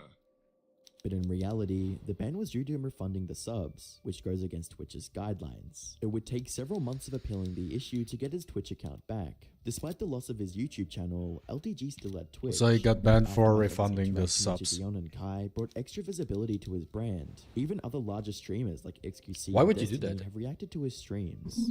I can't tell what's happening right now. Is this real? I feel like if you're upset over somebody's sexuality, you got something going on in your personal mental to maybe where you're not sure of what you are. Because if you're a real actual masculine man, it shouldn't bother you what somebody else does. Like, it shouldn't have bothered you if Dwayne Wade's, you know, like, Oh, that's nice. this motherfucker said he chews toes. He wasn't trying to front cap or be anything different. He said, I eat gummy worms. I fucking eat McDonald's. This guy's chill. And I fucking literally just got G Fuel. Like, he could have capped it like, He's yes, chill. I fucking eat chicken breast, rice, vegetables 2 times a day. Oh Like, he coulda shit. just lied. Gideon went a few steps further and began speaking to LTG on a regular basis. This would eventually lead to an hour-long interview where Gideon and everyone watching finally got the chance to see what made LTG tick. It's that energy. You have that boisterous spirit, bro. You have that ego spirit. That's why niggas want to see you fail. And you know why I got an ego? Because I spent so many fucking years of my life smiling at motherfuckers for free, sitting here letting people walk over me, this and that. And I finally got to a point where, you know what? I got to a point in life where I was like, I'm not letting anybody say shit to me ever again. That's why I got that fucking bravado. I got the bravado like that because the world did that shit to me. But now I'm a lot better than what I used to be. I used to respond to everything, say this, say that, say this, say that. My last little couple years on YouTube, man, everybody will tell you, I cleaned up everything. because I finally started to understand what it was and soak it in for what it is and realize that some motherfuckers are just miserable. Wait, why am I responding to this dude? Like, I put myself in this fucking position. If I'd have never did everything I did, we wouldn't be on this call right now. The interview would also reveal a lot of information about LTG, like the cause of his bans on both YouTube and Twitch, his perspective on why he thought black creators weren't succeeding on Twitch, Maybe and his because he general was too attitude as a toxic? creator. Although they didn't see eye to eye on several topics, Gideon decided He to leave him with some refunded friendly advice. My subs. advice to you, man, to grow your platform, to grow your audience, man, bro, just be more positive, bro. Stop being a fucking poop in the pants. Be a positive nigga. But that's the thing. I'm working on ignoring people. I think that's been one of my biggest crutches over the years. Responding to shit people say. And now I'm just fucking ignoring people. So if I ignore people, I can be more positive because I'm not focused on the negative that's sitting there spamming in my chat. So I'm taking your advice and also been thinking of that predominantly. Hey, man, bro. You know what? I'm not gonna be like everybody else, man. You know, I wish you the best. I wish you the best. And that's one thing. You cannot be just negative. You can be negative from time to time, but you cannot be negative the whole time because that just... Yeah. If you're just negative, people just get a wrong image of you and get the wrong idea about you. So staying positive is a more beneficial way to go. I wish you nothing but success. Congrats on getting your Twitch back. This advice seemed to work for LTG, as his newfound popularity on TikTok netted him almost 200,000 followers on Twitch, and this time, it doesn't seem like LTG intends to go after these creators. LTG's career seems to be in a better place now than it ever has been in the past. Top creators like Gideon were inviting him onto panels and acknowledging him, and as we speak, he is currently growing a community of fans on TikTok. That's good. And his Twitch viewership is growing by the day. That's LTG's good. aggressive nature has caused him several setbacks during his time on YouTube and Twitch, and only time will tell if that'll continue to be the case, or perhaps It's okay he'll take to a different rage path. when you play games, but... Wait, what? That'll continue to be the case, or perhaps he'll take a different path. Yeah, I mean, that's good for him that he's turning the tables to go a different route. I mean, raging in games is fine, but just don't be negative the whole time.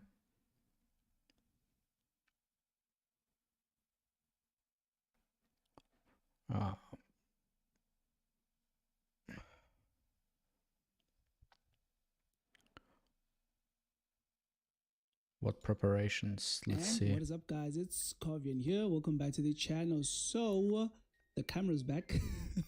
I've just been, God, let's see what he has to say about In Andros. fact, do not even look in the direction of Andros and Shademother. Stay in Chronos. Go to the Hi, shop, Tuko. the Inferno version of the Dislyte lands. Farm. Right? Get your speed up.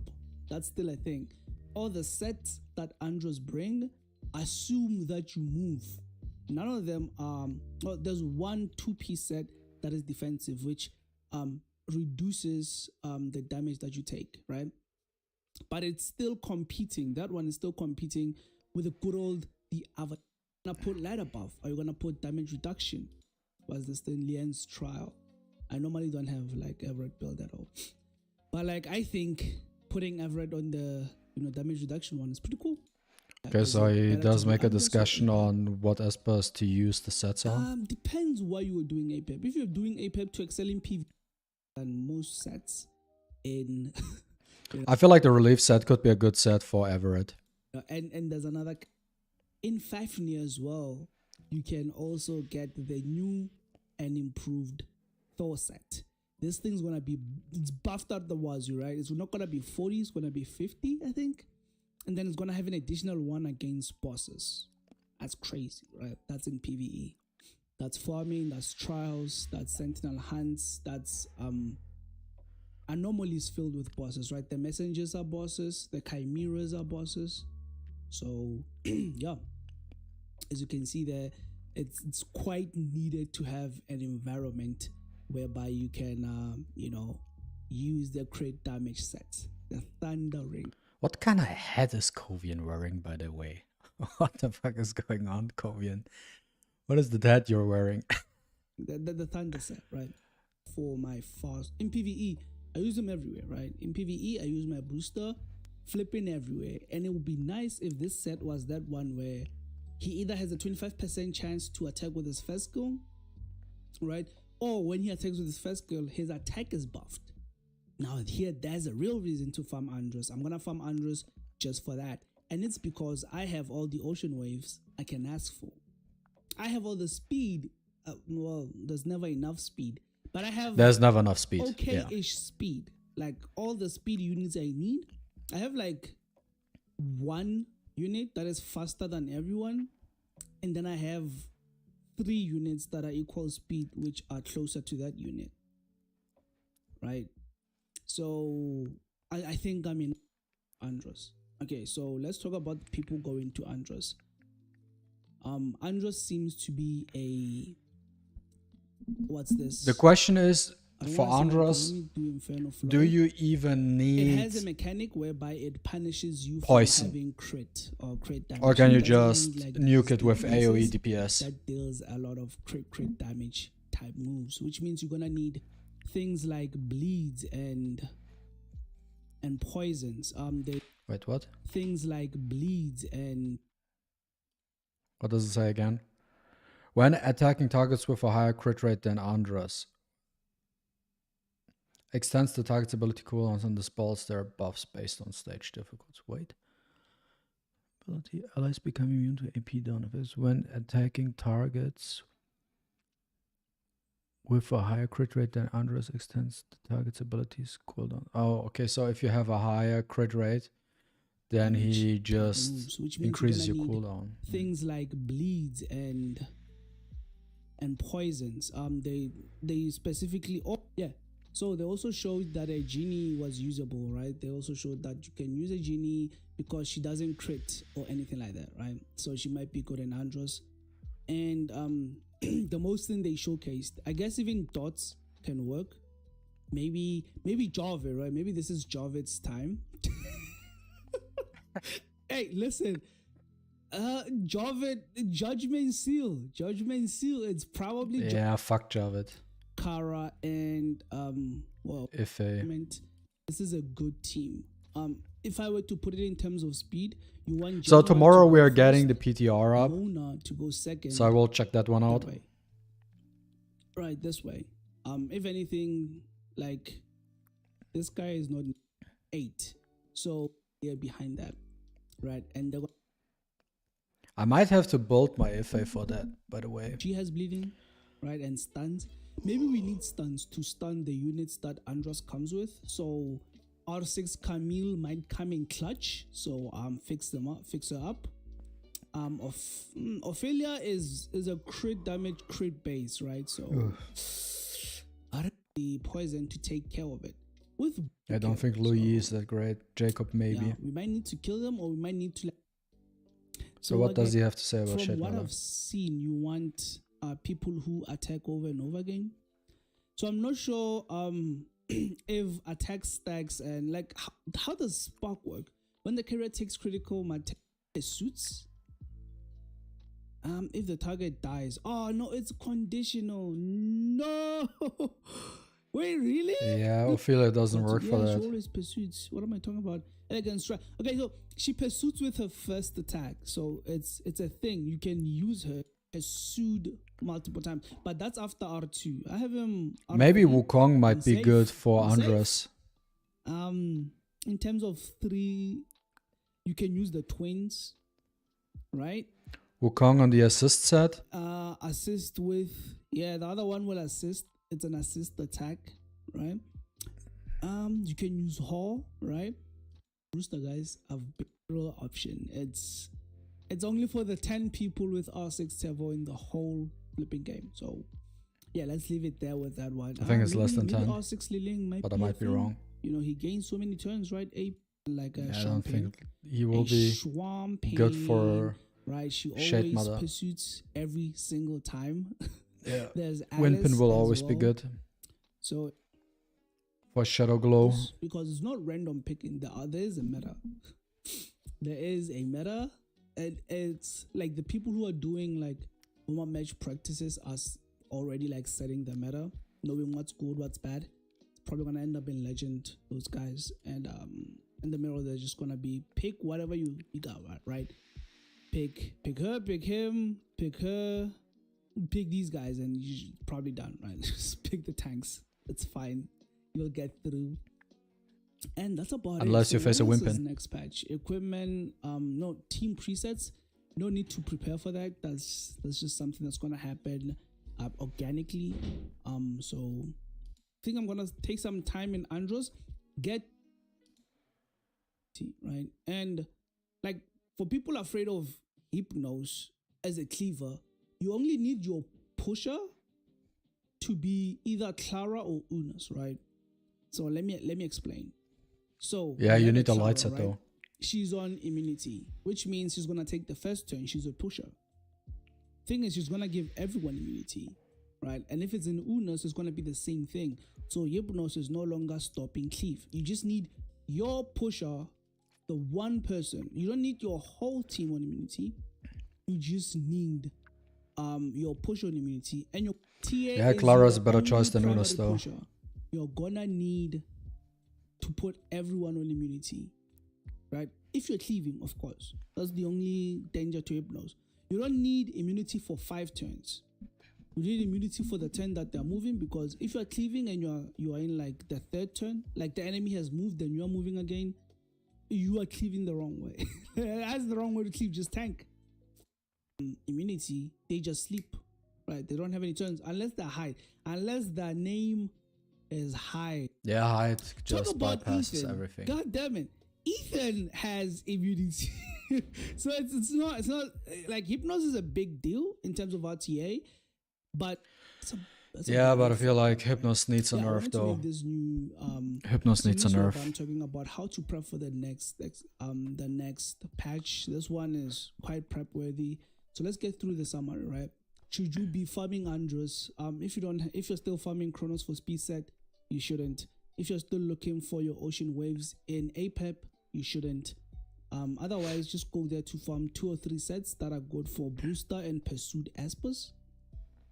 Maybe farm it will come again. I feel like Andros doesn't offer anything in particular which I would will know. improve your Area gameplay can that take drastically. all action. While in suit have option or not. But again, I think it's not a bad idea to put her on the what's this set? The shields, they call it the shield set, the one that reduces damage. It's not a bad idea. Yeah, So that's a just good go one there for Sally.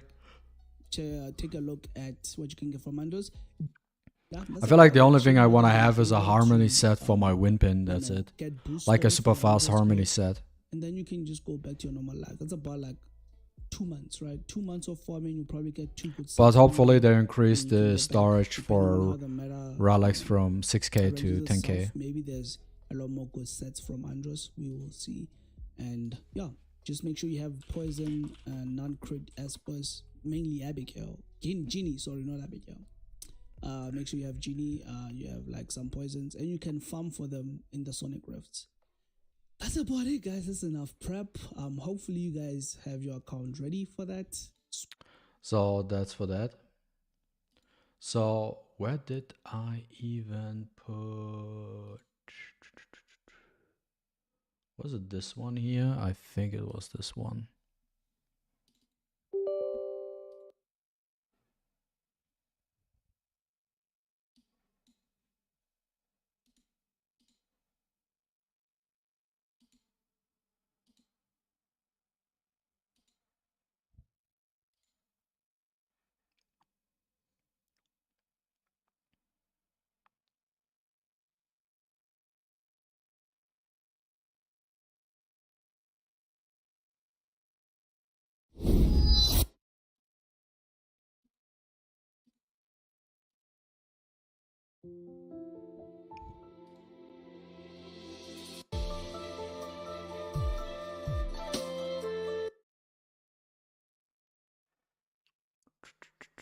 Need to do something real quick. So we are not on Dislyte anymore. We are on Snowbreak. Containment zone, safe.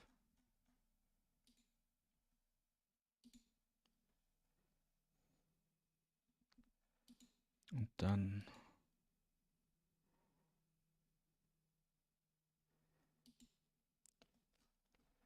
what was the name of the site?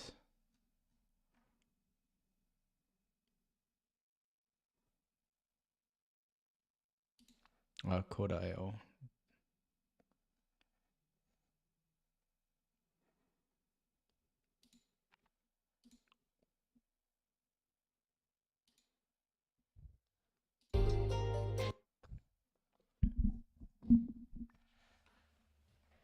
Ningen no kachi o teigi suru.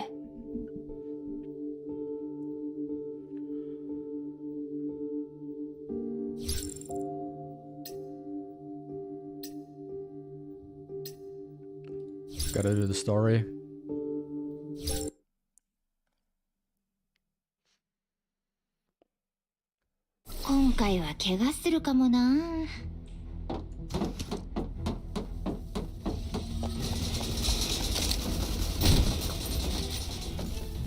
Bonus in the way.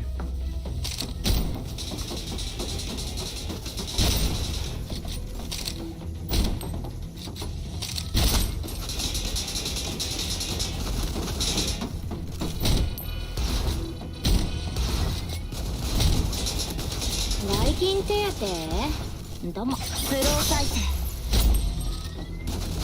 ご安心を私はもう二度と記憶に惑わされません見取り払いました How do you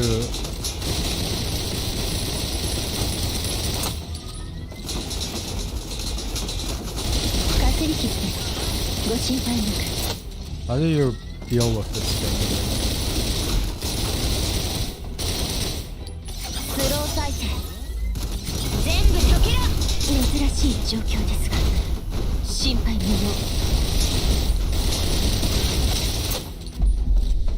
用わあマジか他に誰かいないの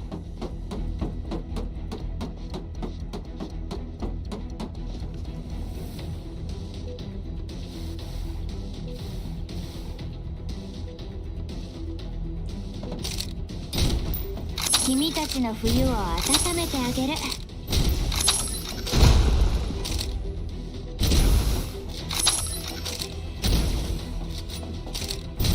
Where does he go?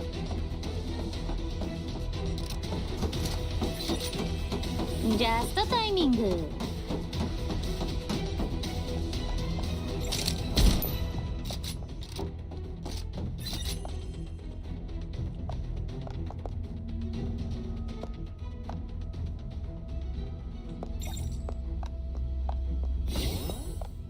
And now?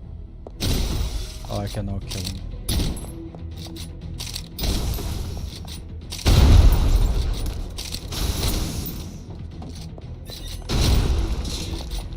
就職先を間違えたね順調に進んでる定時退社できそうだ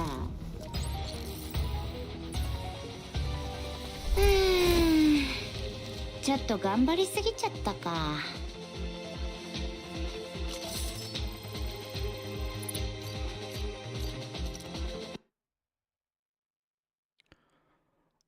What's up, Anubis?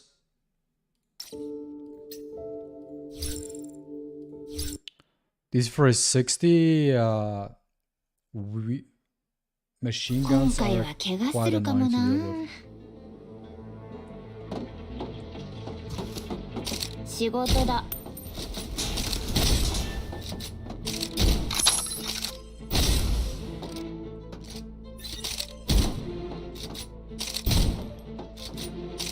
すみませんね仕事なもんで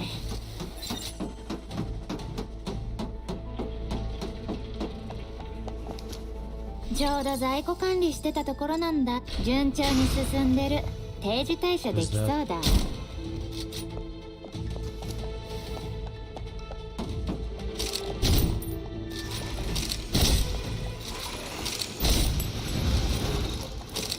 空のダンスを散らかす。次の一撃は痛いぞ。仕事だ。外勤手当でどうも。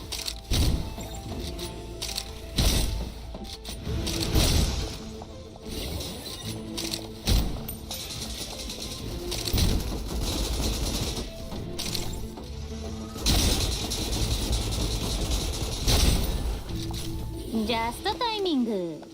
すみませんね、仕事なもんで。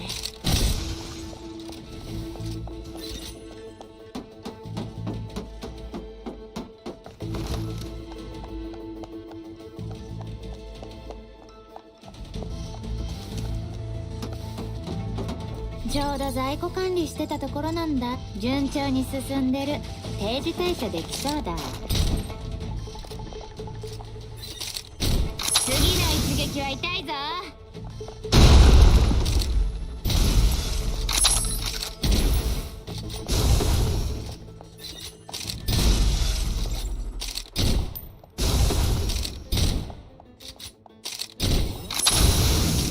就職先を間違えたね。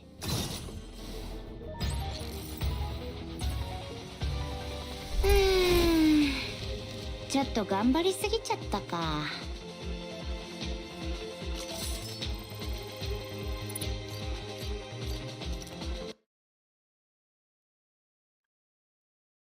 We need to unlock all the good stuff by completing the chapters.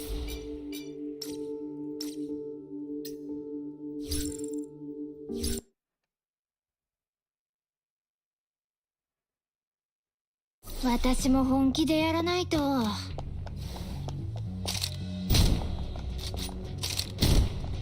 君たちの冬を温めてあげる。空のダンスを散らかすな。順調に進んでる。定時退社できそうだ。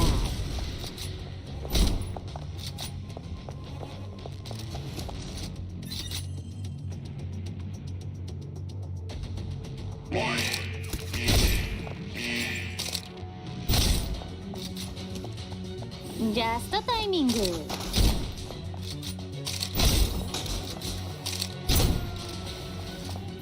外勤手当どうも。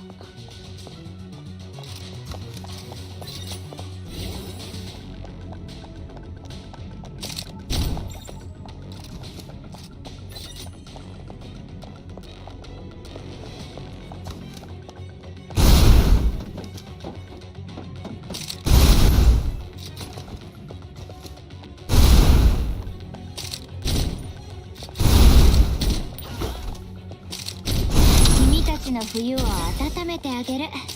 腹のダンスを散らかすな。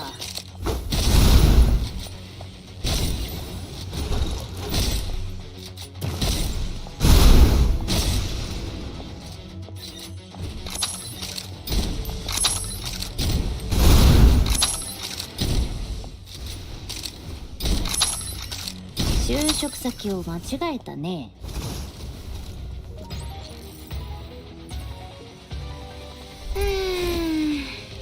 ちょっと頑張りすぎちゃったか。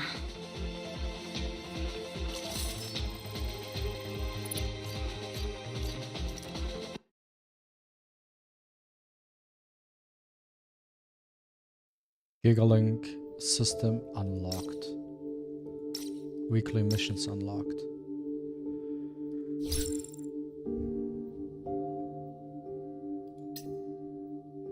Area control, what's that? Next refresh 4 days. Is that a weekly thing? Area control is a shared combat simulation based on Gigalink. Players will need to cooperate and complete training exercises in the space. Training exercises can be completed individually or with a party of 2 or 3 people. Do I have to click on something in specific? Let's press on start. Initiating Gigalink matchup. Let's see. Like, do they randomly join?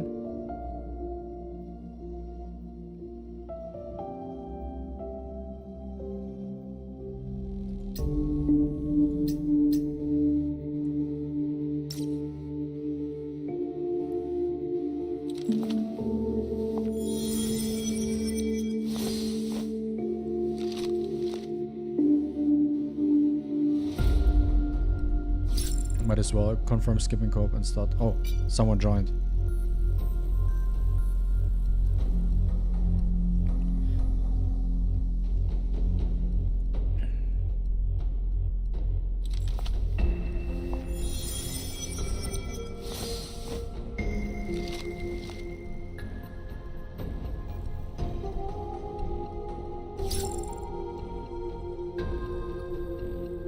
Let's see how co-op looks like.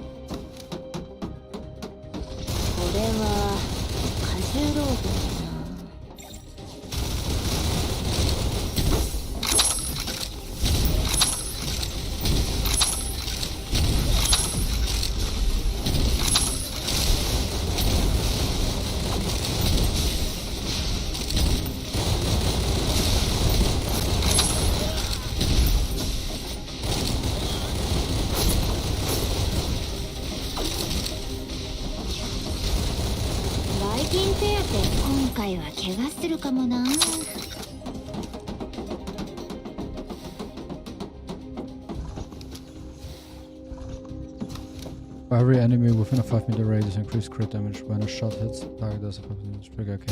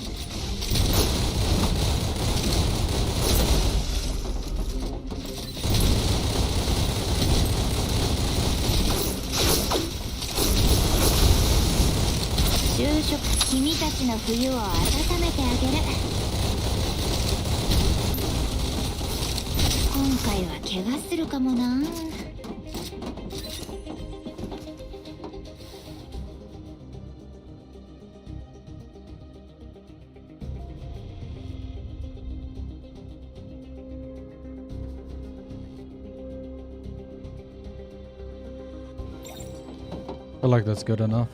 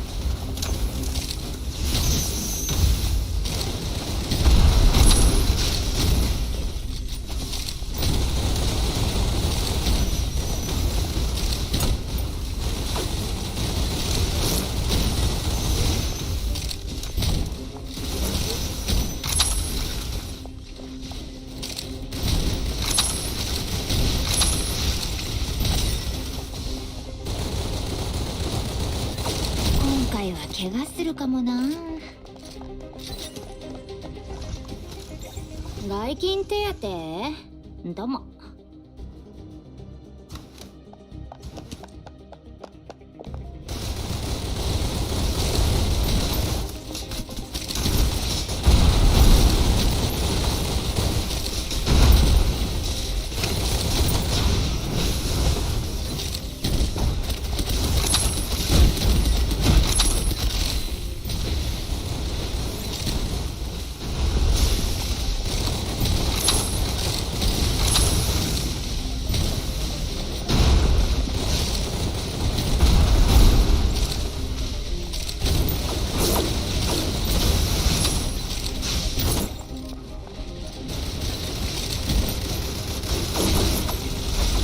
就職先を間違えたね。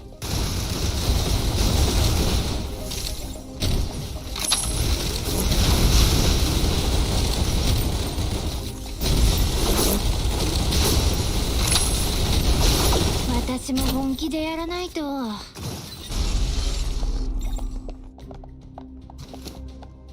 外勤手当？どうも。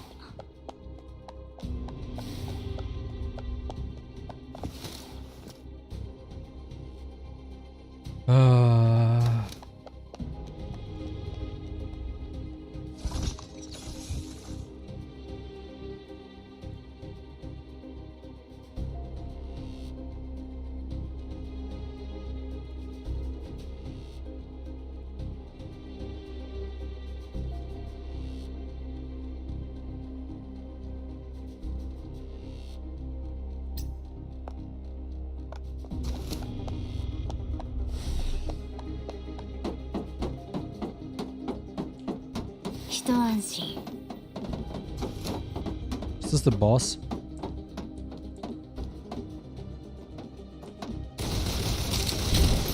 君たちの冬を温めてあげる。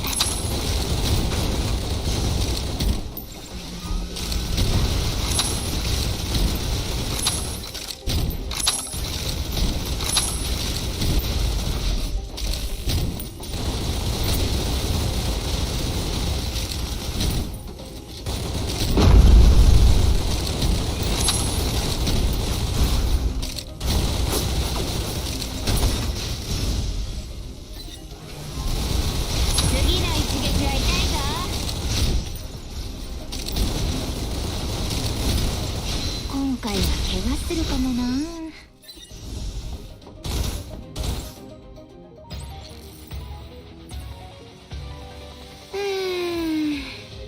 ちょっと頑張りすぎちゃったか。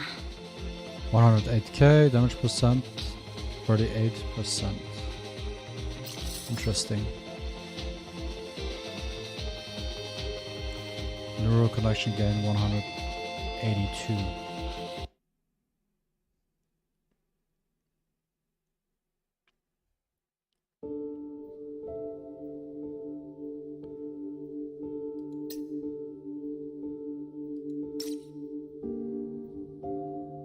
So what's the point of doing this? Neural connection. So you can do it till you have 1k.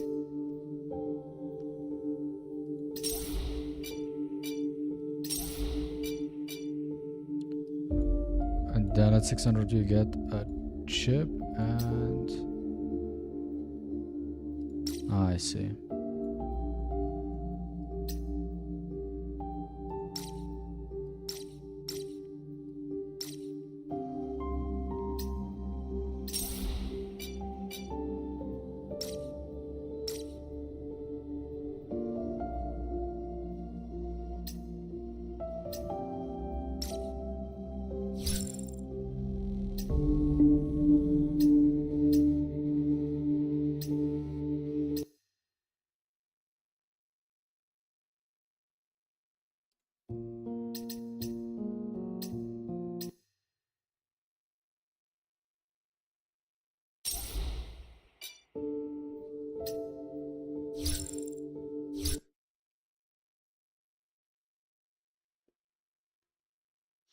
今回は怪我するかもな。ビジネスチャンスってやつでしょ。今戦場は私の手のひらの上です。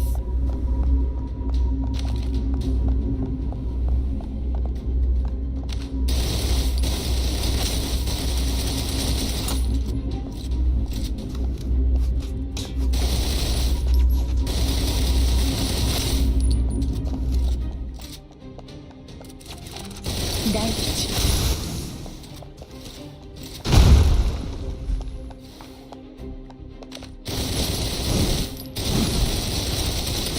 装填中です。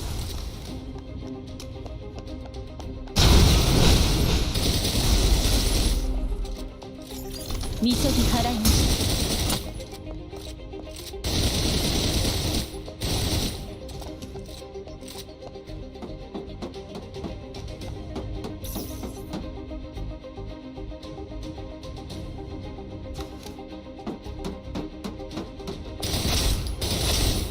恐れるほどではあります。目標達成。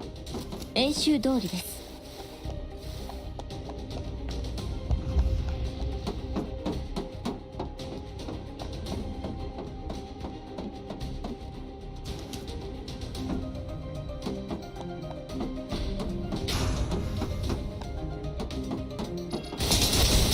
恐れるほどではありません。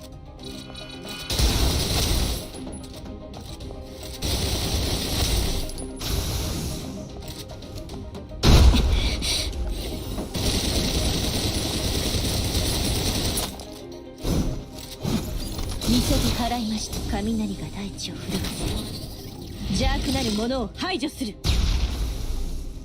これで優位に立てます。ありがとう。この件はもう確定しています。大吉。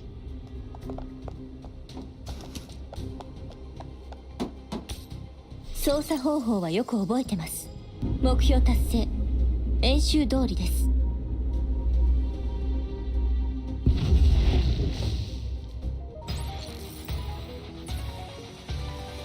聖聖ルテン。星が映る。万物に祝福あり。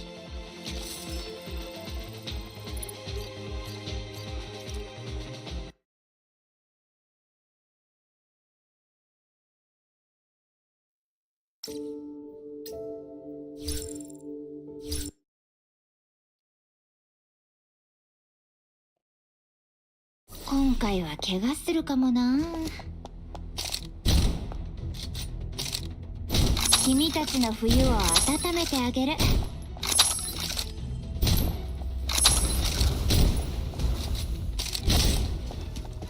順調に進んでる。定時退社できそうだ。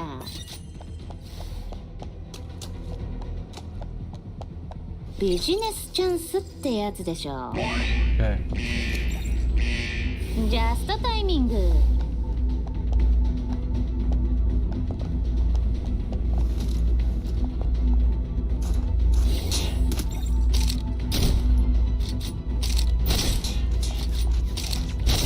次の一撃は痛いぞ。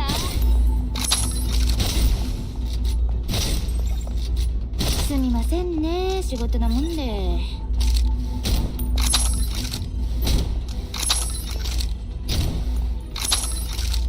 外勤手当？どうも。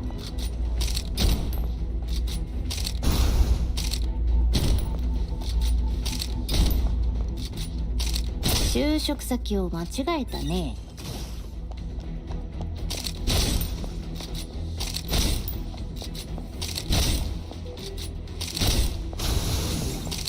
空のダンスを散らかすケイバック。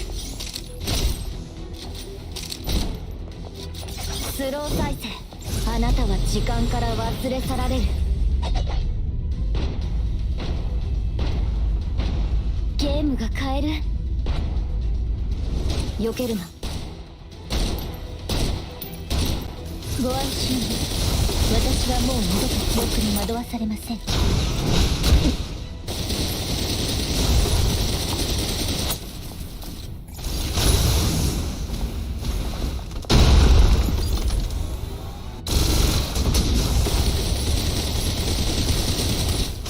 この件はもう確定しています。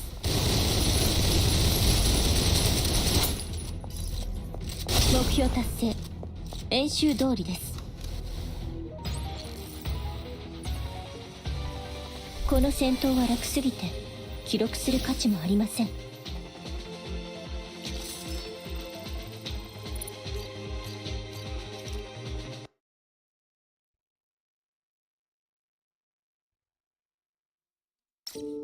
Okay. This is the final boss for this chapter.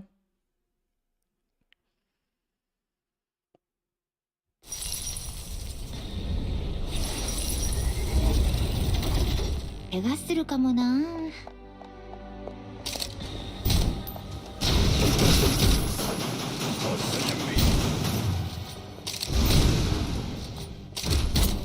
次の一撃は痛いぞ。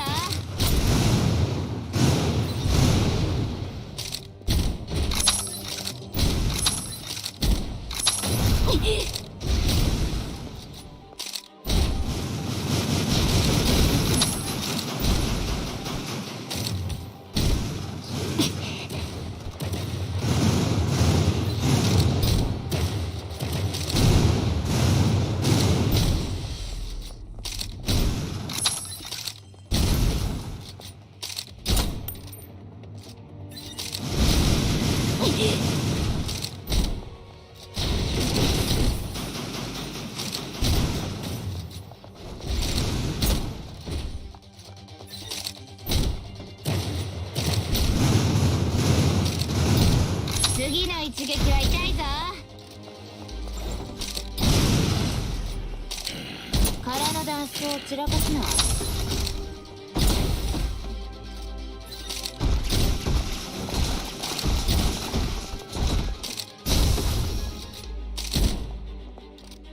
スロー回転。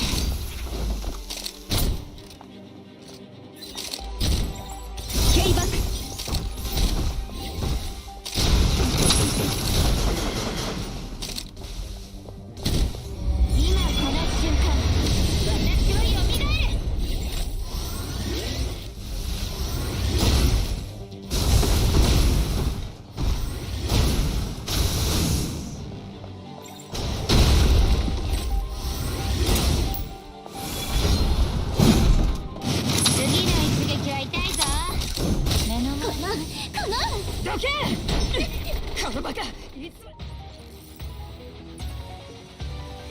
今日から昼は長くなる。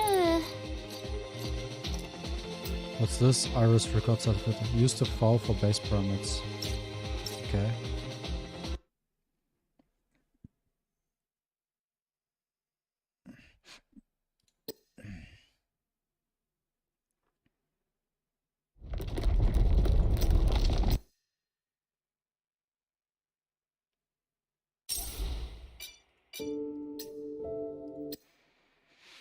No, we already did that.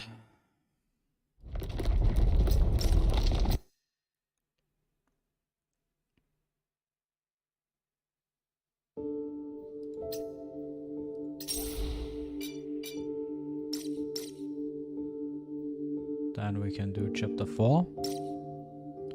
Tasks.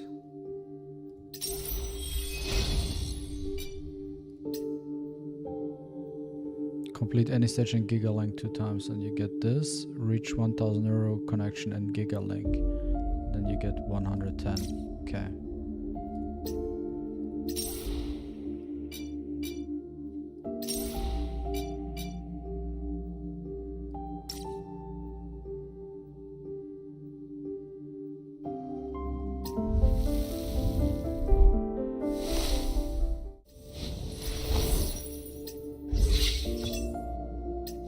We have like 3 of those. Should we do singles or should we wait till we have like 10? How many do we need? Okay. Actually, let me check the event. So I need to complete 4 so we get the skin and the logistics. And at 612 we're getting a multi. And for that we have to complete 512. And then the question is, should I pick another Yao, so I have her at M2, or should I pick Fanny? Just a Fanny. Or Fritia Hush, but probably Fanny, I guess. Her I have, I don't have these three.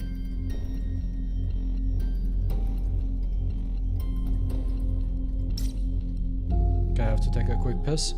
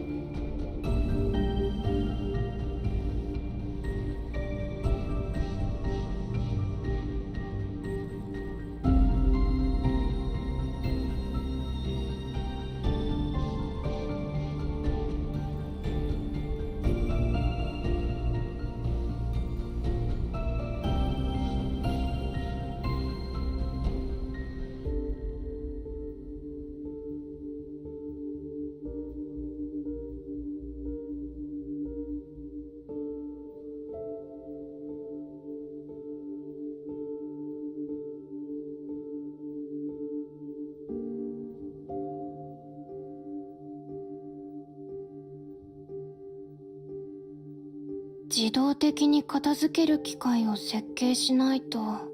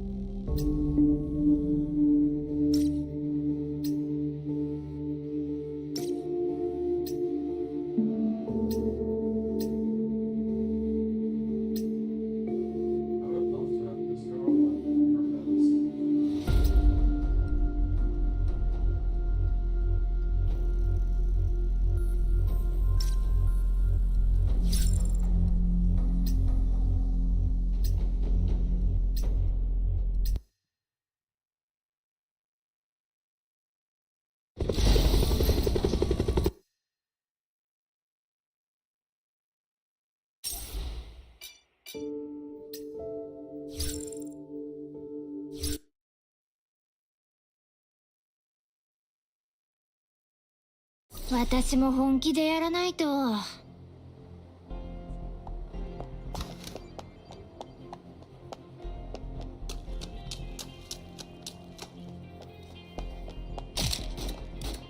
仕事だ。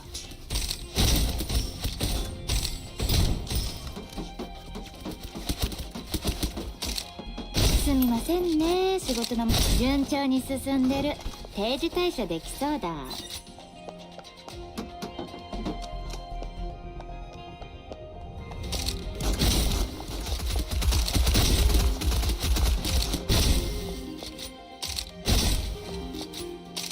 空のダンスを散らかすな。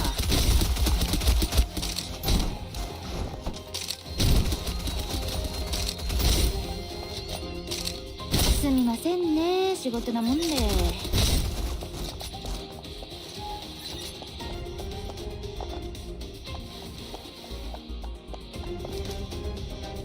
Yo, what's up, Kwan?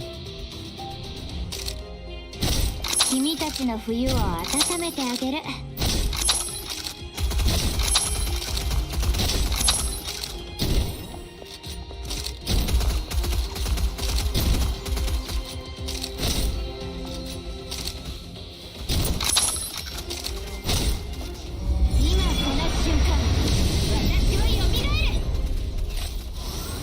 すみませんね、仕事なもんで。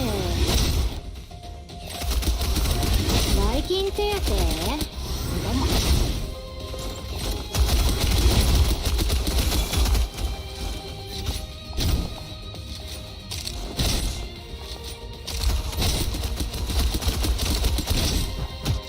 次の一撃は痛いぞ。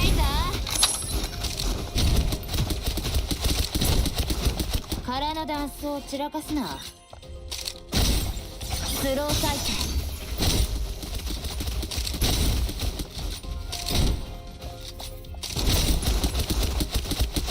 ケイバック。順調に進んでる。定時退社できそうだ。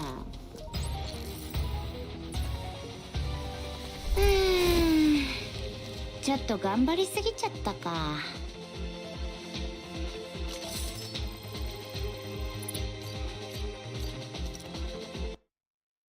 Yeah, we are in chapter 4 now. By the way, Quan, you missed my summons yesterday. Or my multi. Like, I think 20 minutes after you left.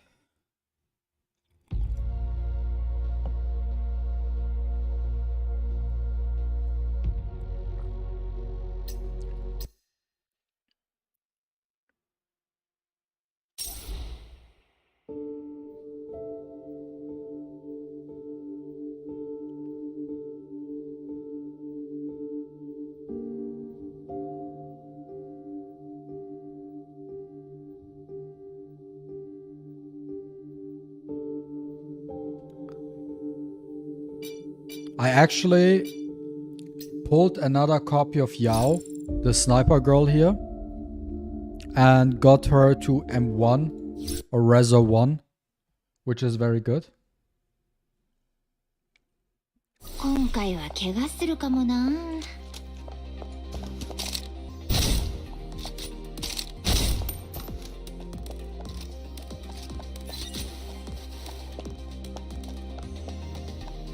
君たちの冬を温めてあげる。仕事だ。すみませんね、仕事なもんで。空のダンスを散らかすな。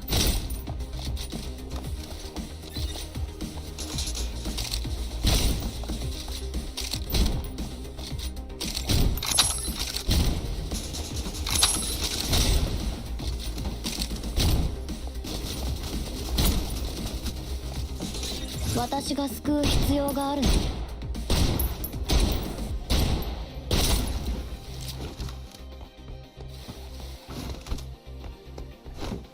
もっと速くなりたい。10秒で片付ける。近づかないで。あなたは時間から忘れ去られる。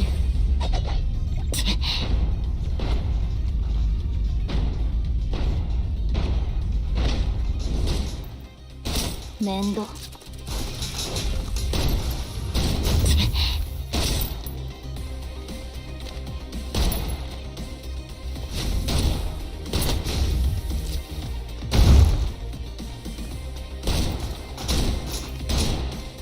普通、余裕。操作方法は知ってる。達成、完了、解決。次。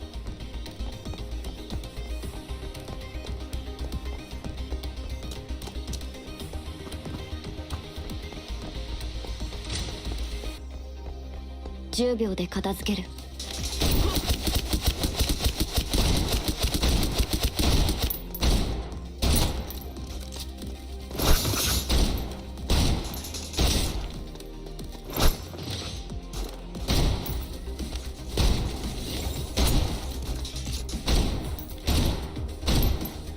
普通、余裕。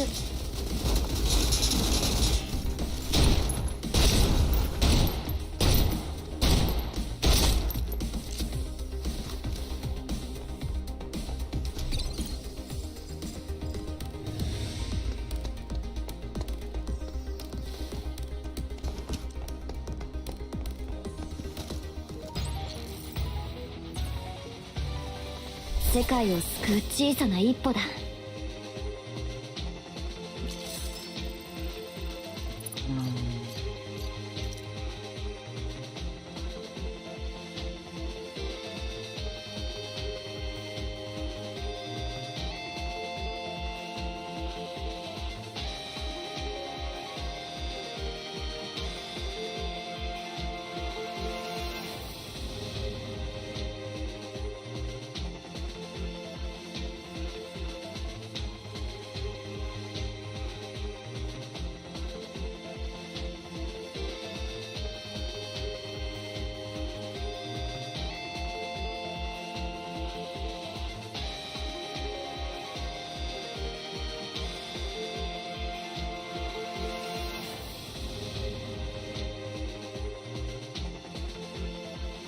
Okay.「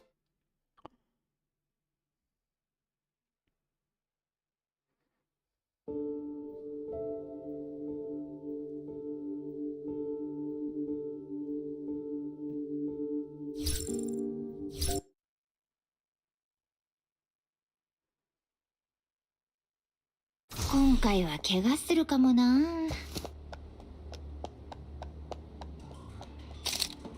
これは過重労働だな」「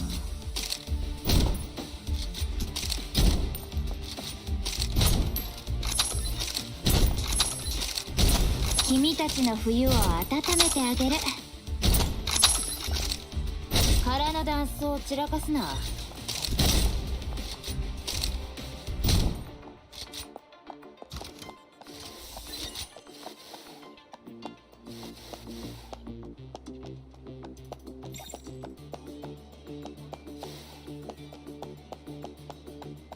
順調に進んでる。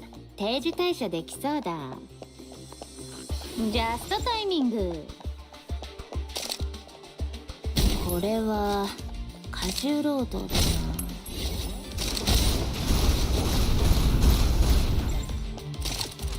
すみませんね、仕事なもんで。君たちの冬を温めてあげる。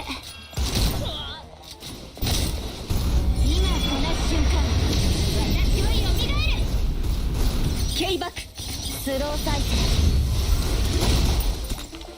外勤ってめんどくさい。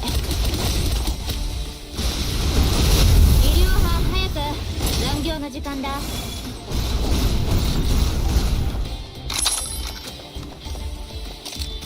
みませんね、仕事なもんで。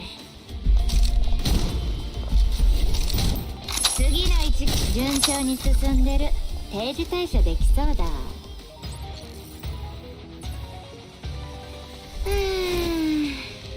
ちょっと頑張りすぎちゃったか。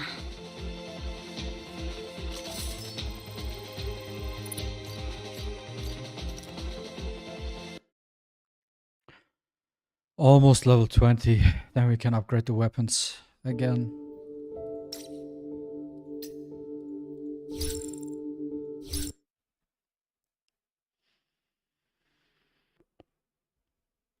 今回は怪我するかもな。これは過重労働だな。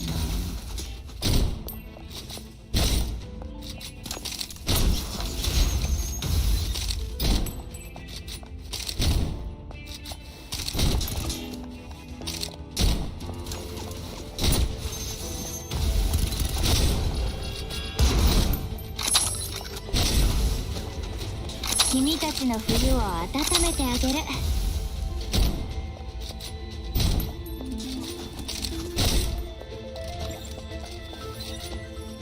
外勤手当？どうも。すみませんね、仕事なもんで。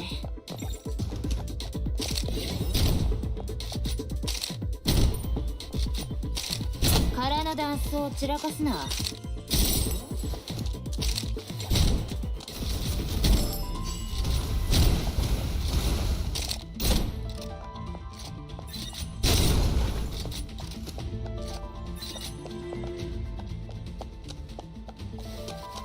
We need that Snowbreak containment zone.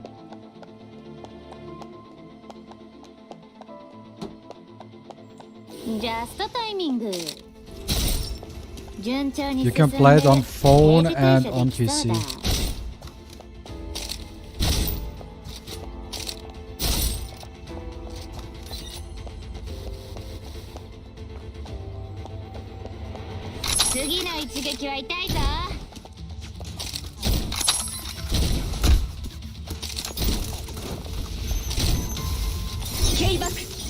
Slow再生。雷が大地を震わせ、邪悪なる者を排除する。大吉。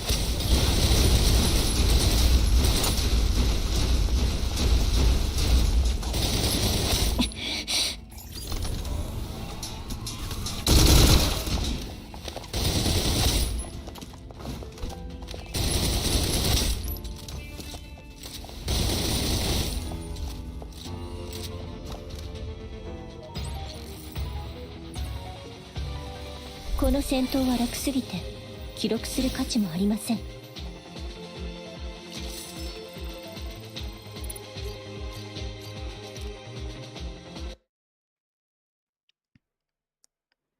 It's quite fun to play, Winnie.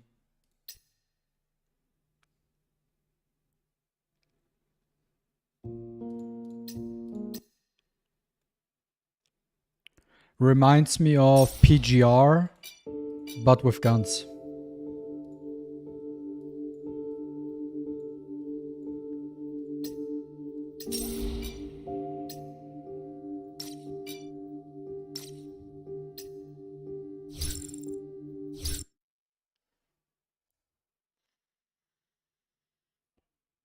今回は怪我するかもな。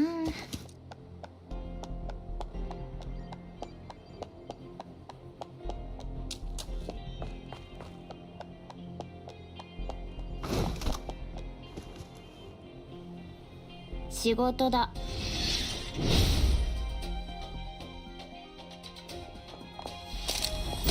次の一撃は痛いぞ。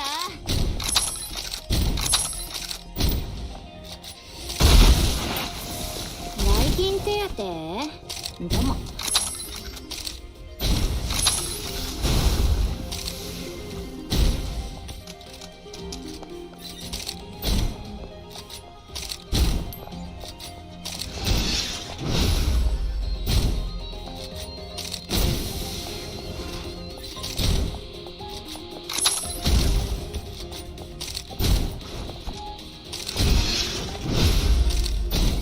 君たちの冬を温めてあげる。今この瞬間、私はよみがえる。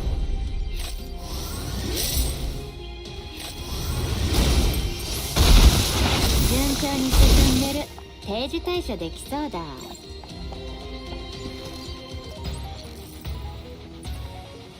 Oh, we got level 20. ちょっと頑張りすぎちゃったか。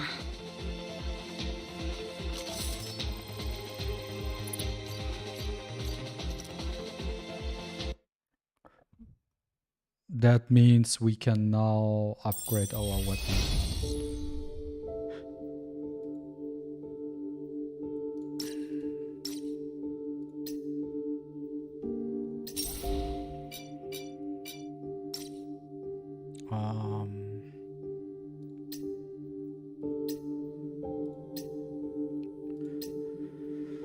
Ascent, and then we can get it to level 30. That's nice.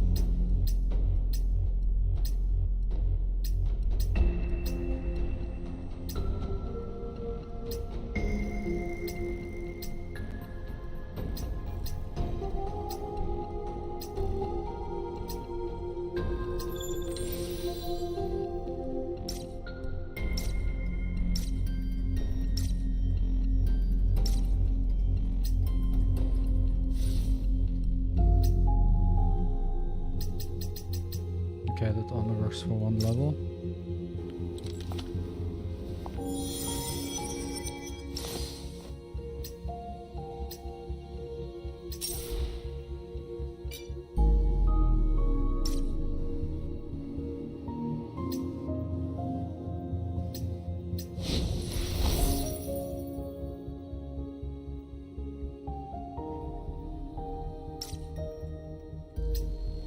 Maybe there's something in the shop. Let's get one of these.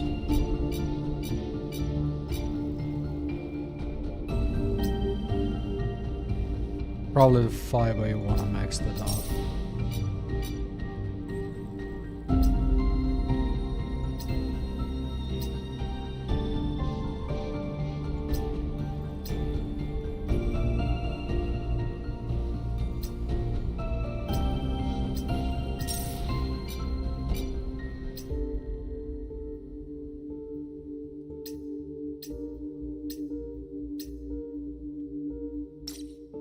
I think we can do a multi.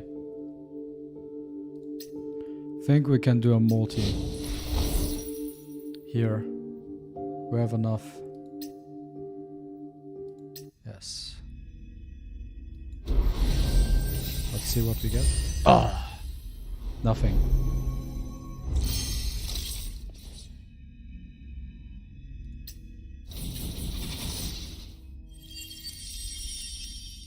Isn't that Cherno? Yeah.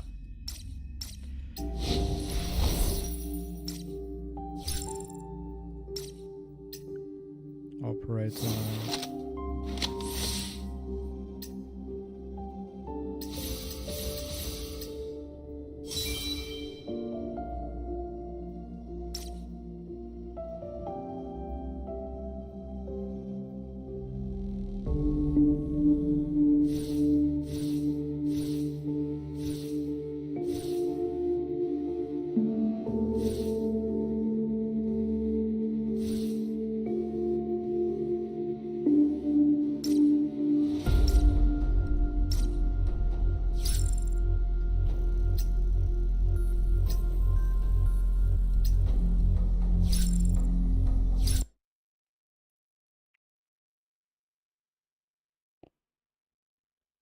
今回は怪我するかもな。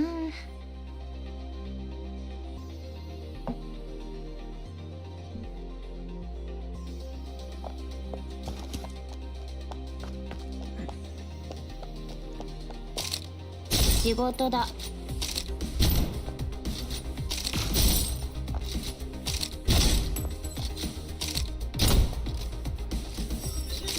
すみませんね、仕事なもんで。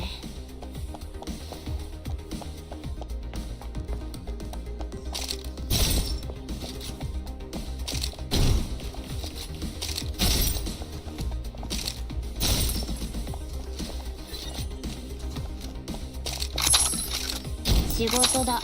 外勤手当。君たちの冬を温めてあげる。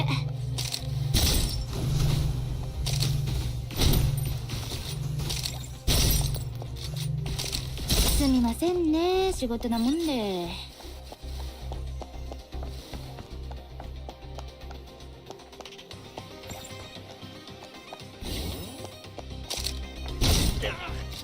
スロー再生。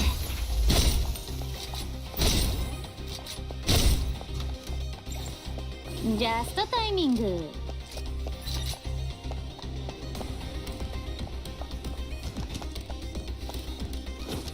順調に進んでる。定時退社できそうだ。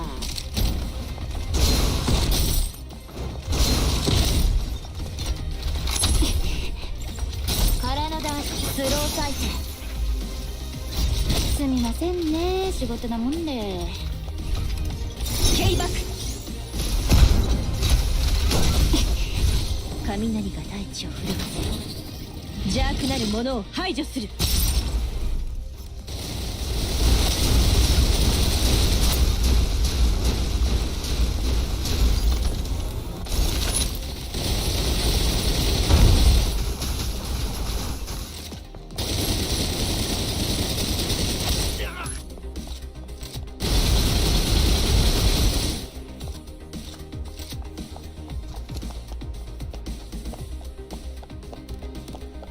操作方法はよく覚えてます。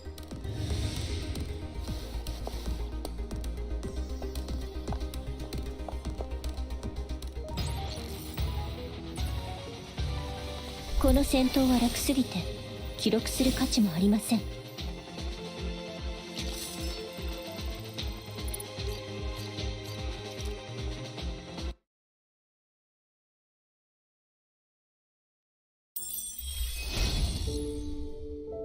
Oh, level 21. Dispatch system unlocked. Neural simulation unlocked. Okay. What's dispatch? Oh, this is the general one. Neural simulation. Okay. So how does this work now?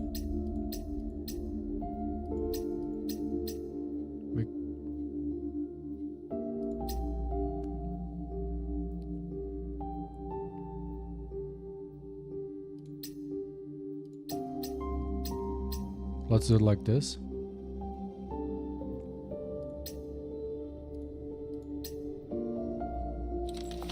Deploy. Deploy. Deploy. Battle start. Let's see.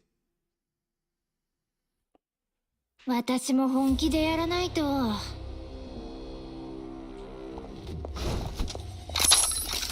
仕事だ。次の一撃は痛いぞ。Kバック。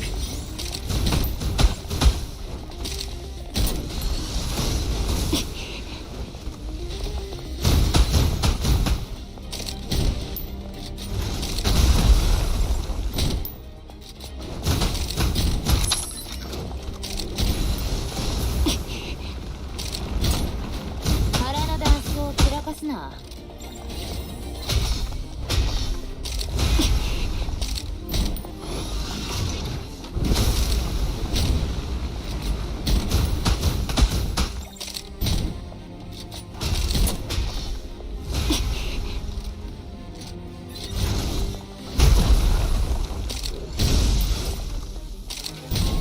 君たちの冬を温めて、今この瞬間、私は蘇る。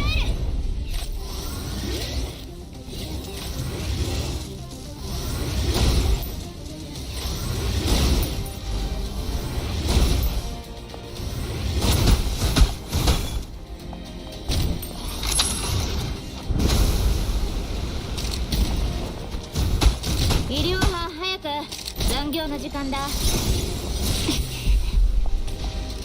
スロー再生。腹のダンスを散らかす。私が救う必要があるの。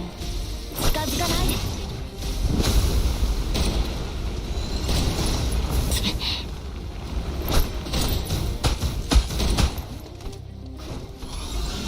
全部今日は現場に出るんじゃなかったな。Really?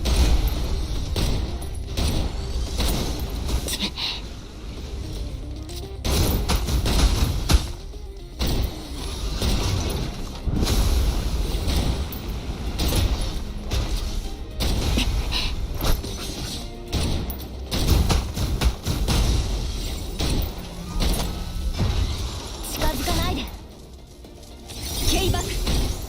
今戦場は私の手のひらの上です。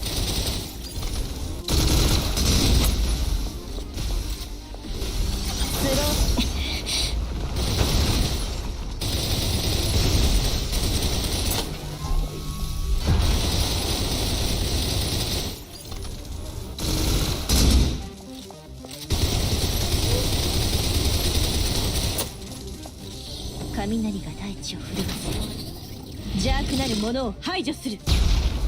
装填中です。見せて払いました。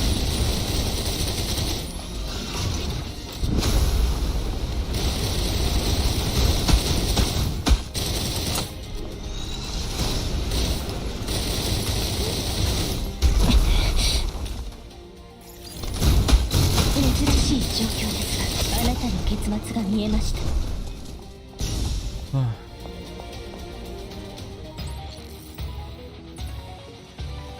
この戦闘は楽すぎて記録する価値もありません。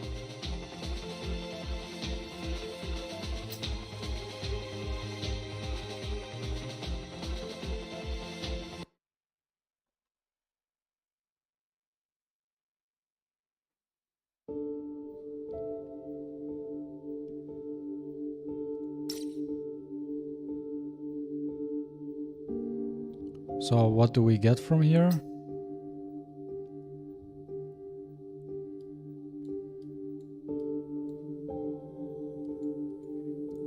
I don't get anything.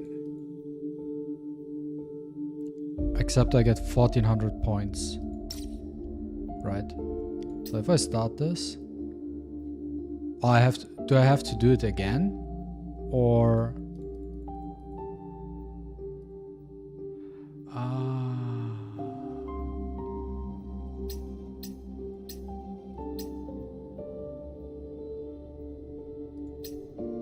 so this is how you get the stability score, but I'm too low level for that. If I click on this guy here,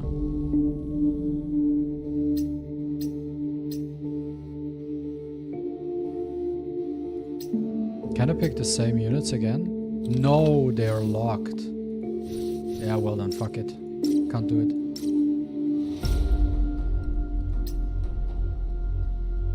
I need like 6 units to even...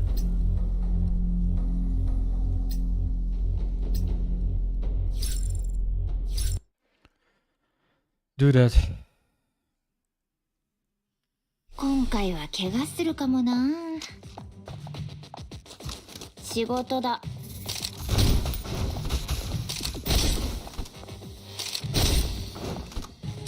すみませんね、仕事なもんで。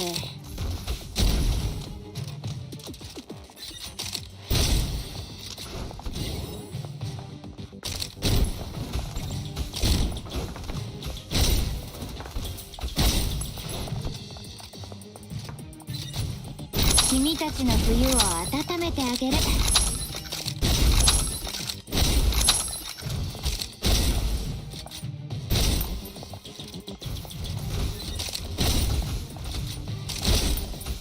ケイバック。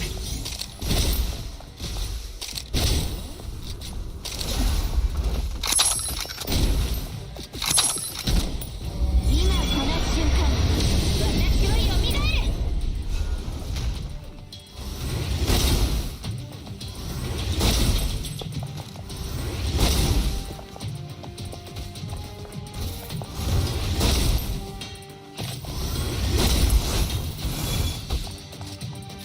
君たちの冬を温めてあげる。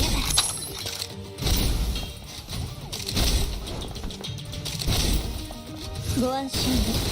私はもう二度と記憶に惑わされません。目標達成。演習通りです。この戦闘は楽すぎて記録する価値もありません。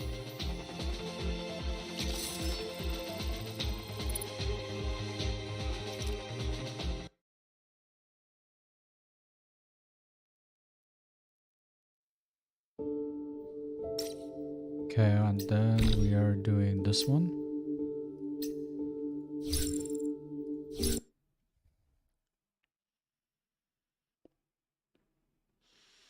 今回は怪我するかもな。仕事だ。次の一撃は痛いぞ。就職先を間違えたね。外勤手当？どうも。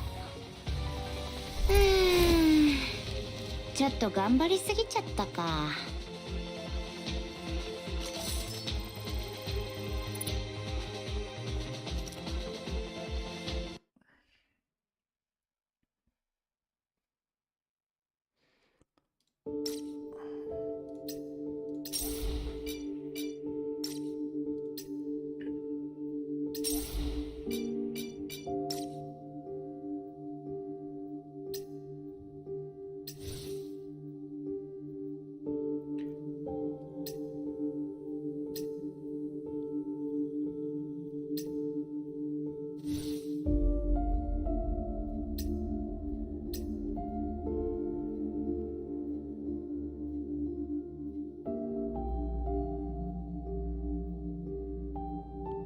Did I not do this?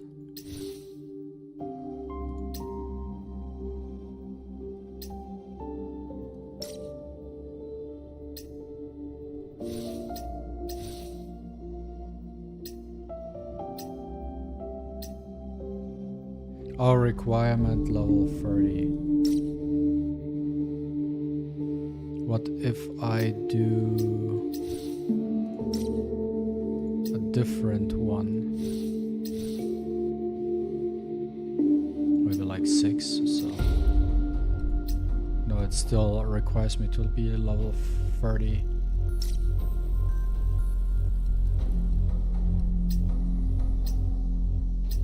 For everything I need to be level 30, right? Yeah, okay.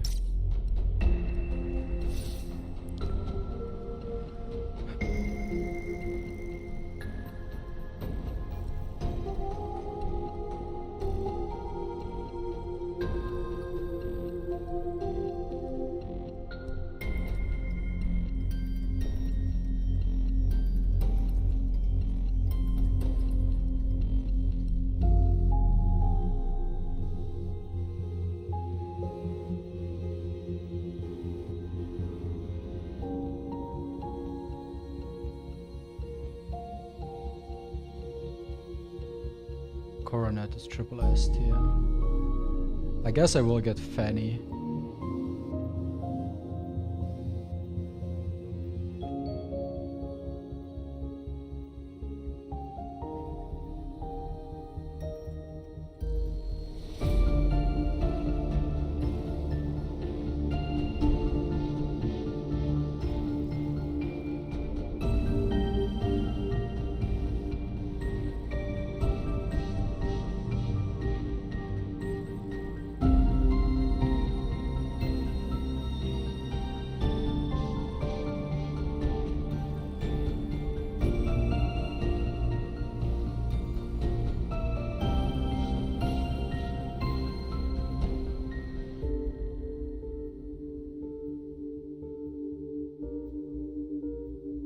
Okay.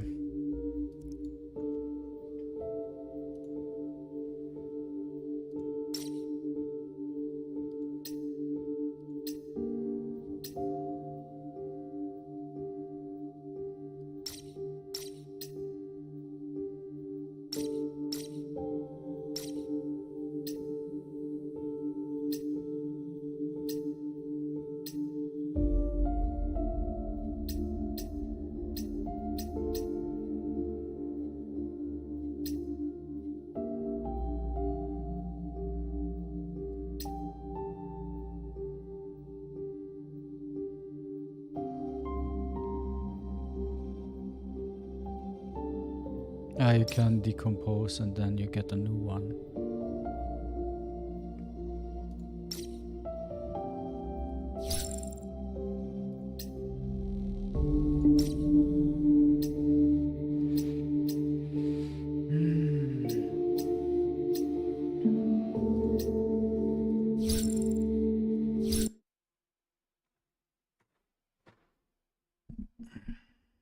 今回は怪我するかもな。仕事だ。今戦場は私の手のひらの上です。装填中です。縛られるがいい。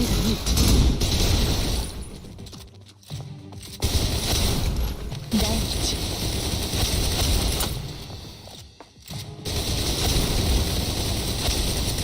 恐れるほどではありません。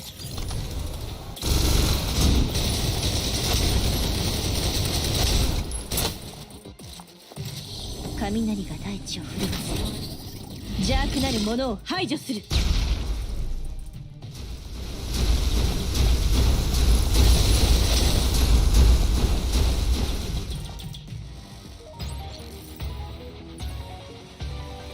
聖聖ルテン、星が映る。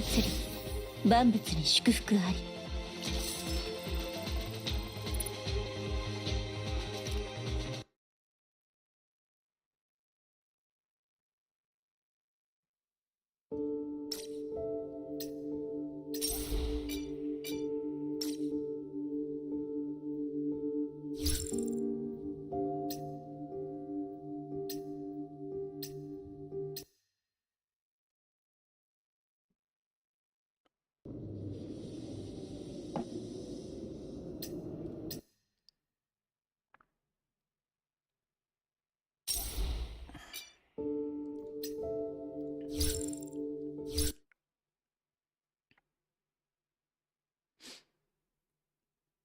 私も本気でやらないと。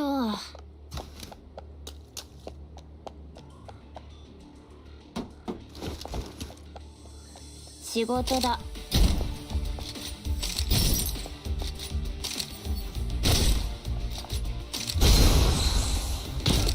空のダンスを散らかすな。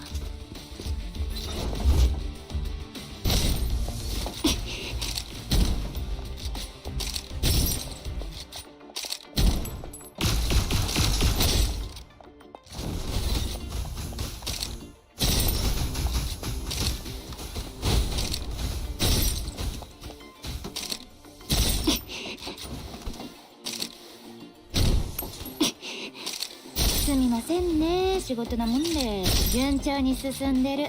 定時退社できそうだ。ちょうど在庫管理してたところなんだ。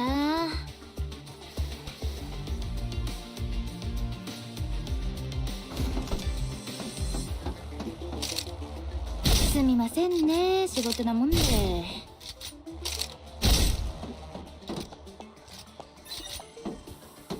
ジャストタイミング。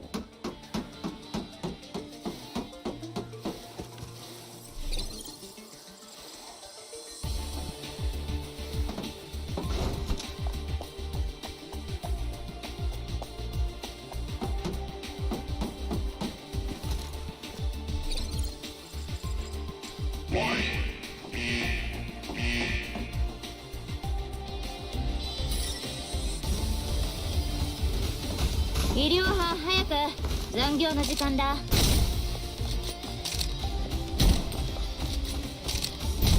君たちの冬を温めてあげる。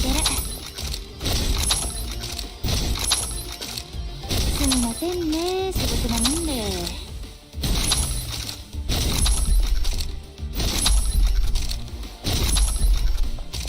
順調に進んでる。定時退社できそうだ。外勤手当？どうも。今戦場は私の手のひらの上です。心強いです。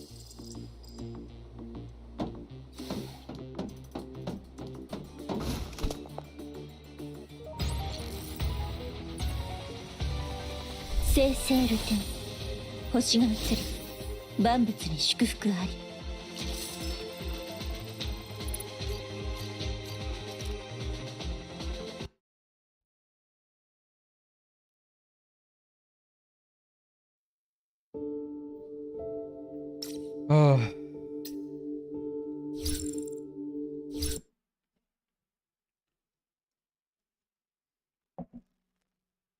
私も本気でやらないと。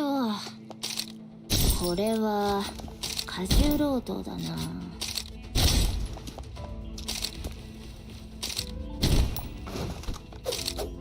すみませんね、仕事なもんで。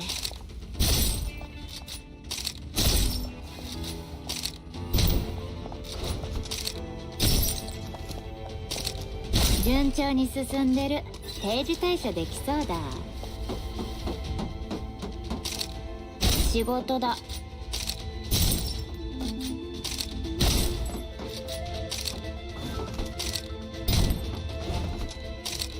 空のダンスを散らかすな。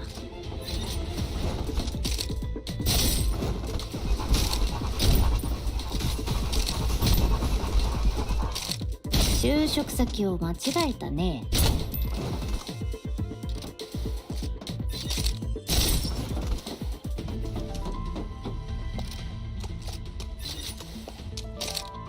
君たちの冬を温めてあげる。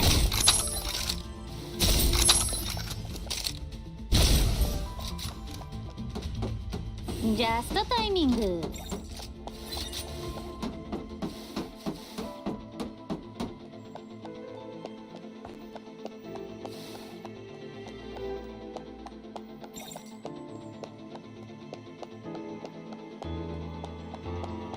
仕事だ。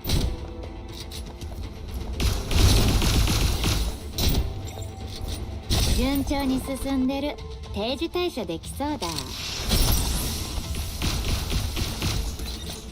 次の一撃は痛いぞ。あなたは時間から忘れ去られる。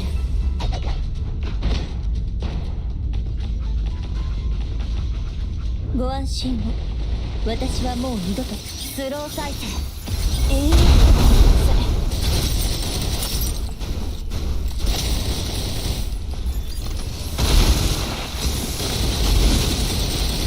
装填中です。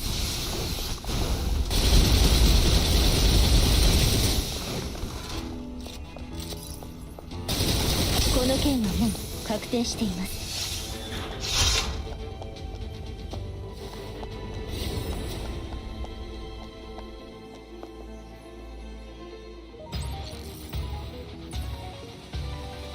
聖セール天、星が映り万物に祝福あり。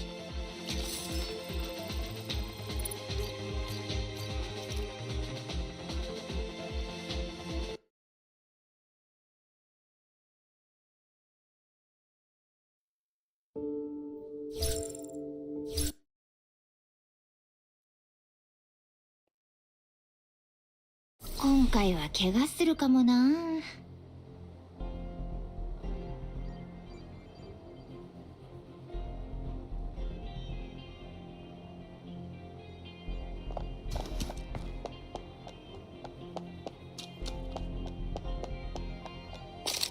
これは過重労働だな。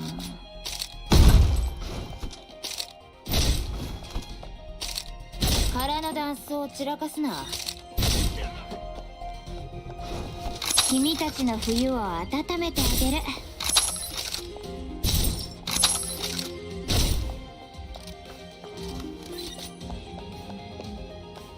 仕事だ。外勤手当どうも。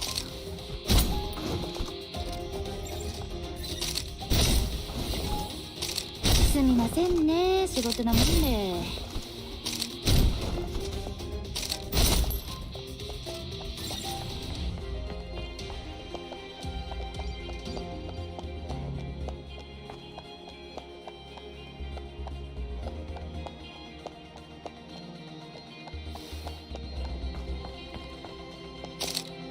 すみませんね、仕事なもんで。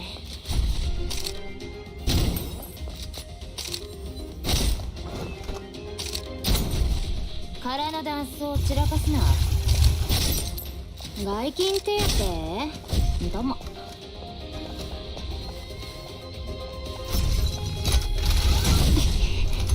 今この瞬間、私はよみがえる。順調に進んでる。定時退社できそうだ。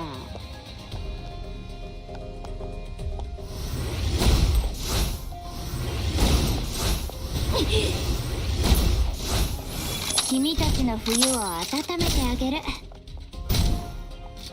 スローサケイバック。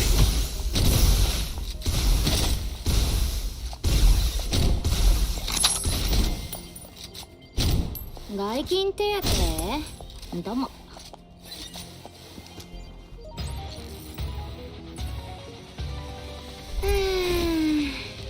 ちょっと頑張りすぎちゃったか。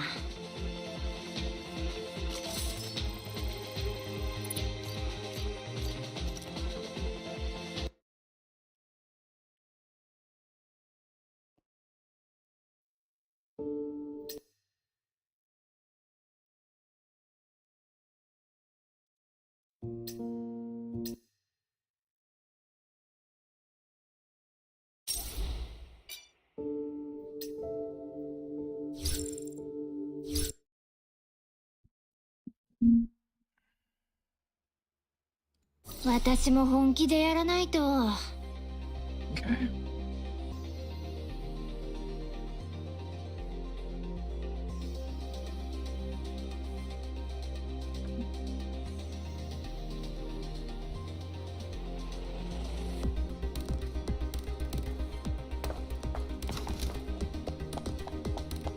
PTR starts tomorrow. I will be streaming PTR tomorrow. すみませんね、仕事なもん。空のダンスを散らかすな。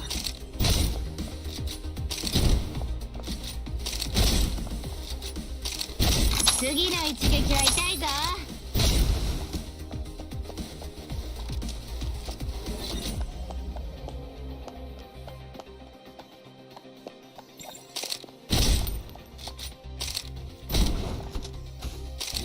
すみませんね、仕事なもんで。 Thanks, man. Really appreciate it. We will look at everything tomorrow. Relics, how to do Andras, Shademother, or how I call it, Shadow Glow, because that's not Shademother. 次の一撃は痛いぞ。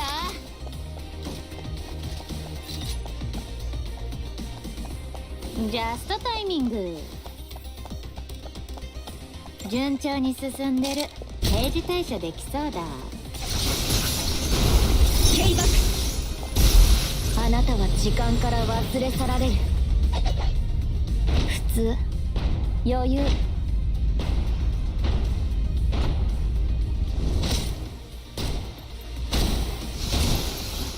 近づかないで。ゲームが変える。全部解けろ。ケイバック。ご安心。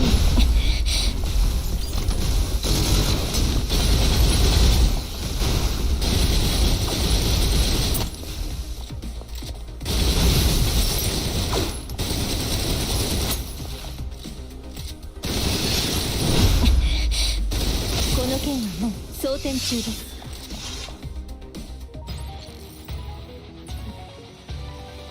聖セール天、星が映る。万物に祝福あり。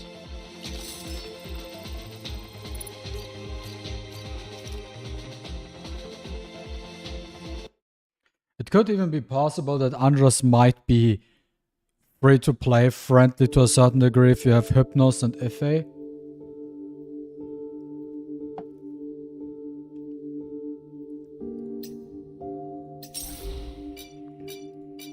I think there are like two ways to do it. You either just beat it down with DPS, or you bring like 0 damage only poison. 今回は怪我するかもな。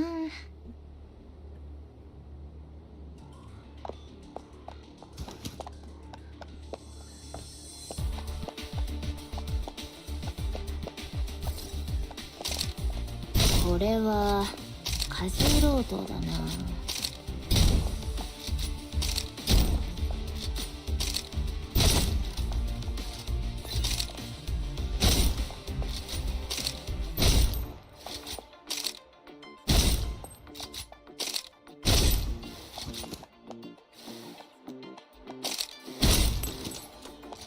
外勤手当？どうも。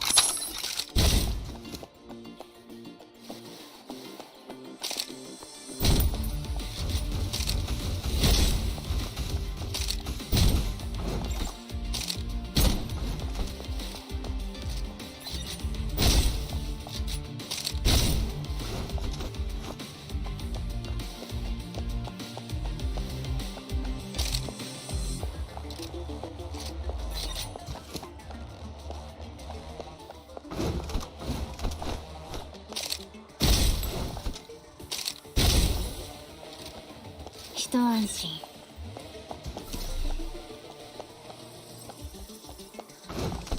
ジャストタイミング。仕事だ。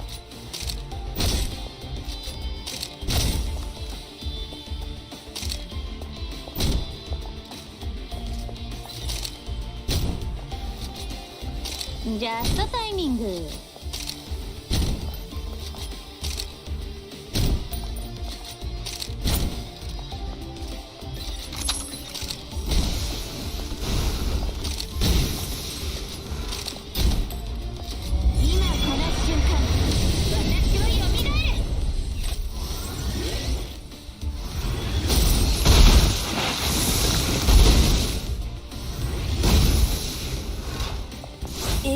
めんどくさい。腹のダンスを散らかすな。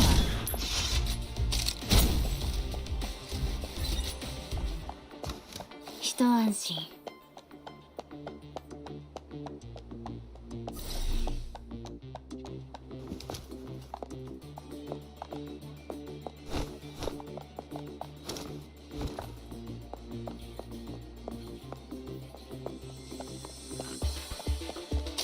ジャストタイミング。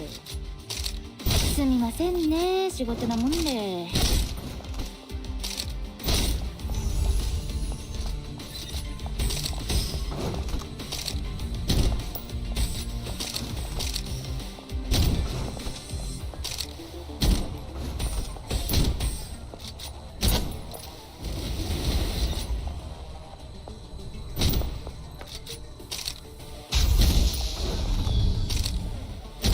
次の一撃は痛いぞ。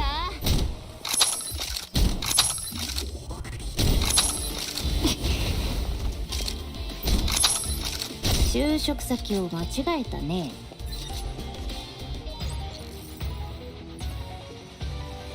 今日から昼は長くなる。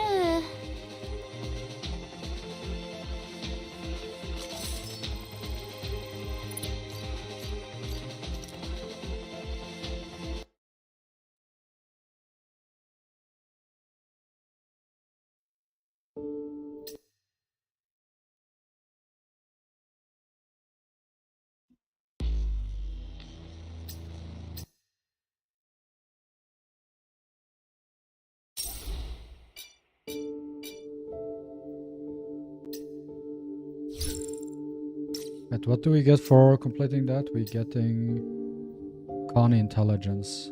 Ah, we are getting these logistics.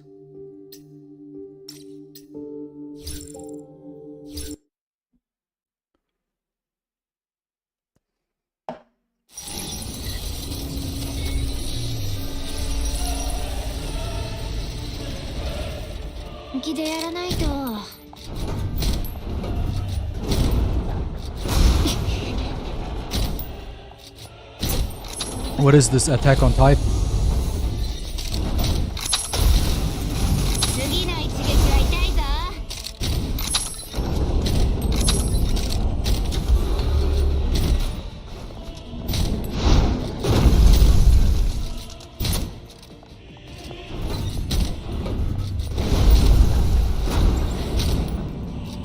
スローサイズ。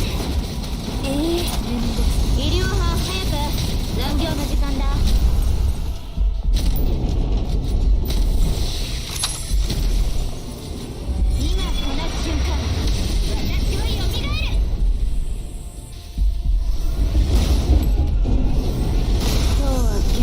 出るんじゃなかったな。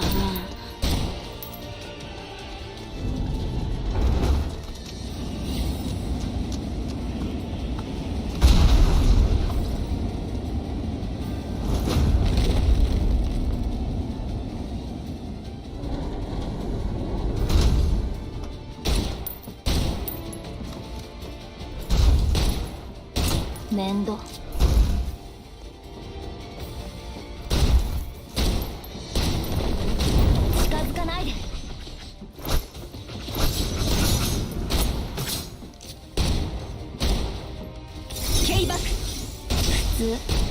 余裕。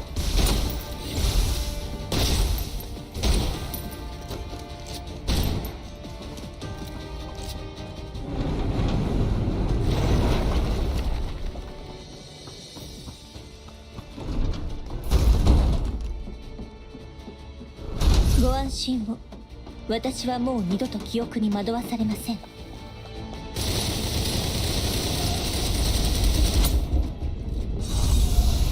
縛られるがいい。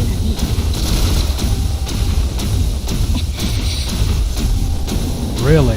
もうダメなの？ How the fuck am I supposed to? Do I have to keep running?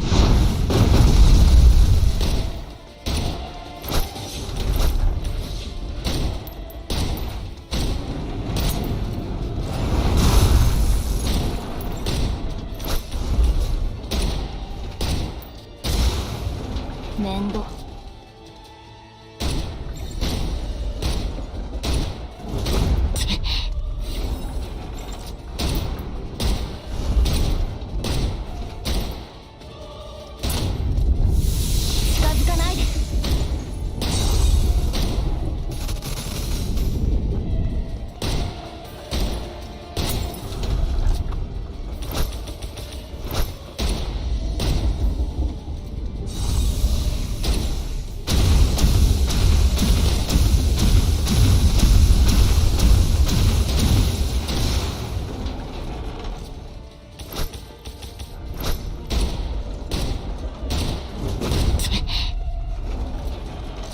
るな。あなたは時間から忘れ去られる。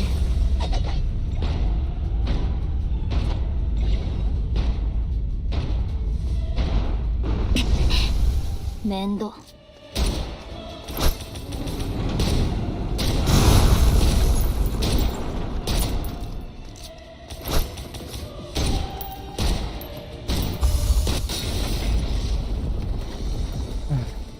次、家に帰ってゲームする。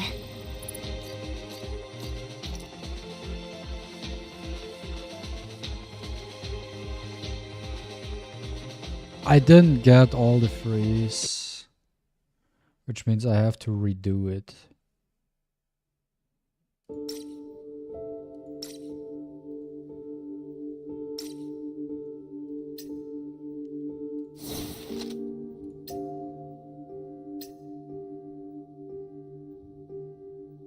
Connie. "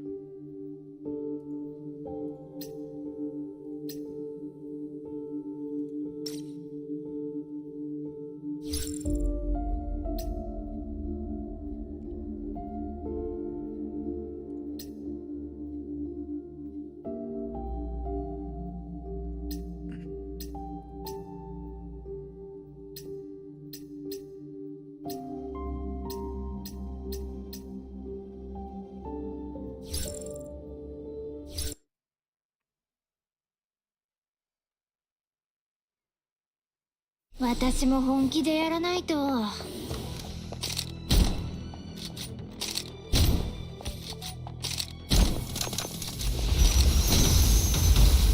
空のダンス、次の一撃は痛いぞ。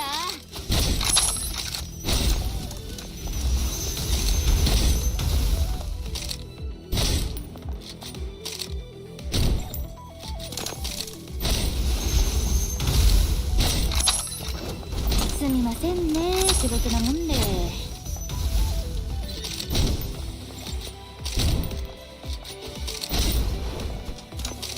順調に進んでる。定時退社できそうだ。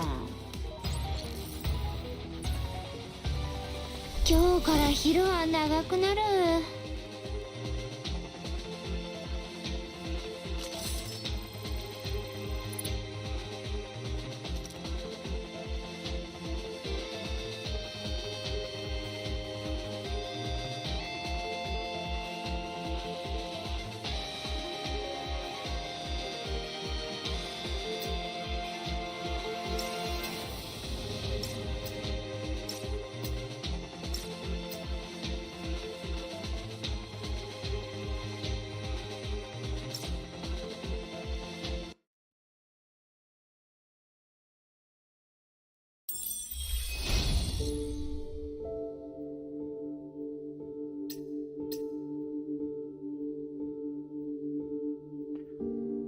I need this set here. Amano Ivato. So from left to right, I need crit damage here, attack here, and thermal damage here.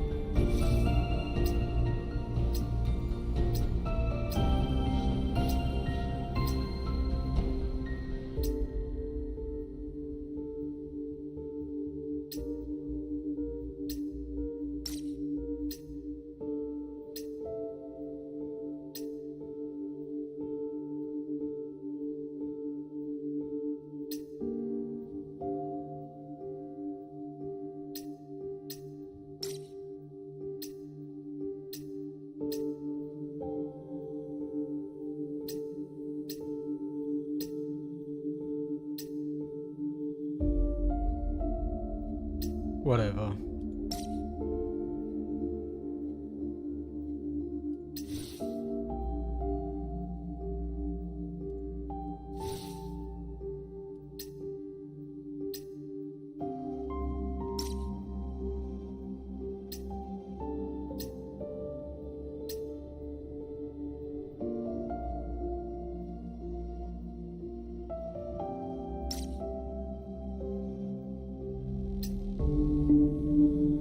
So the next one, I will unlock Fanny.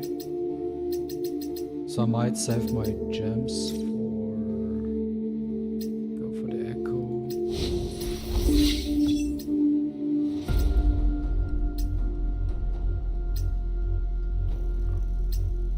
I highly guess it's this one.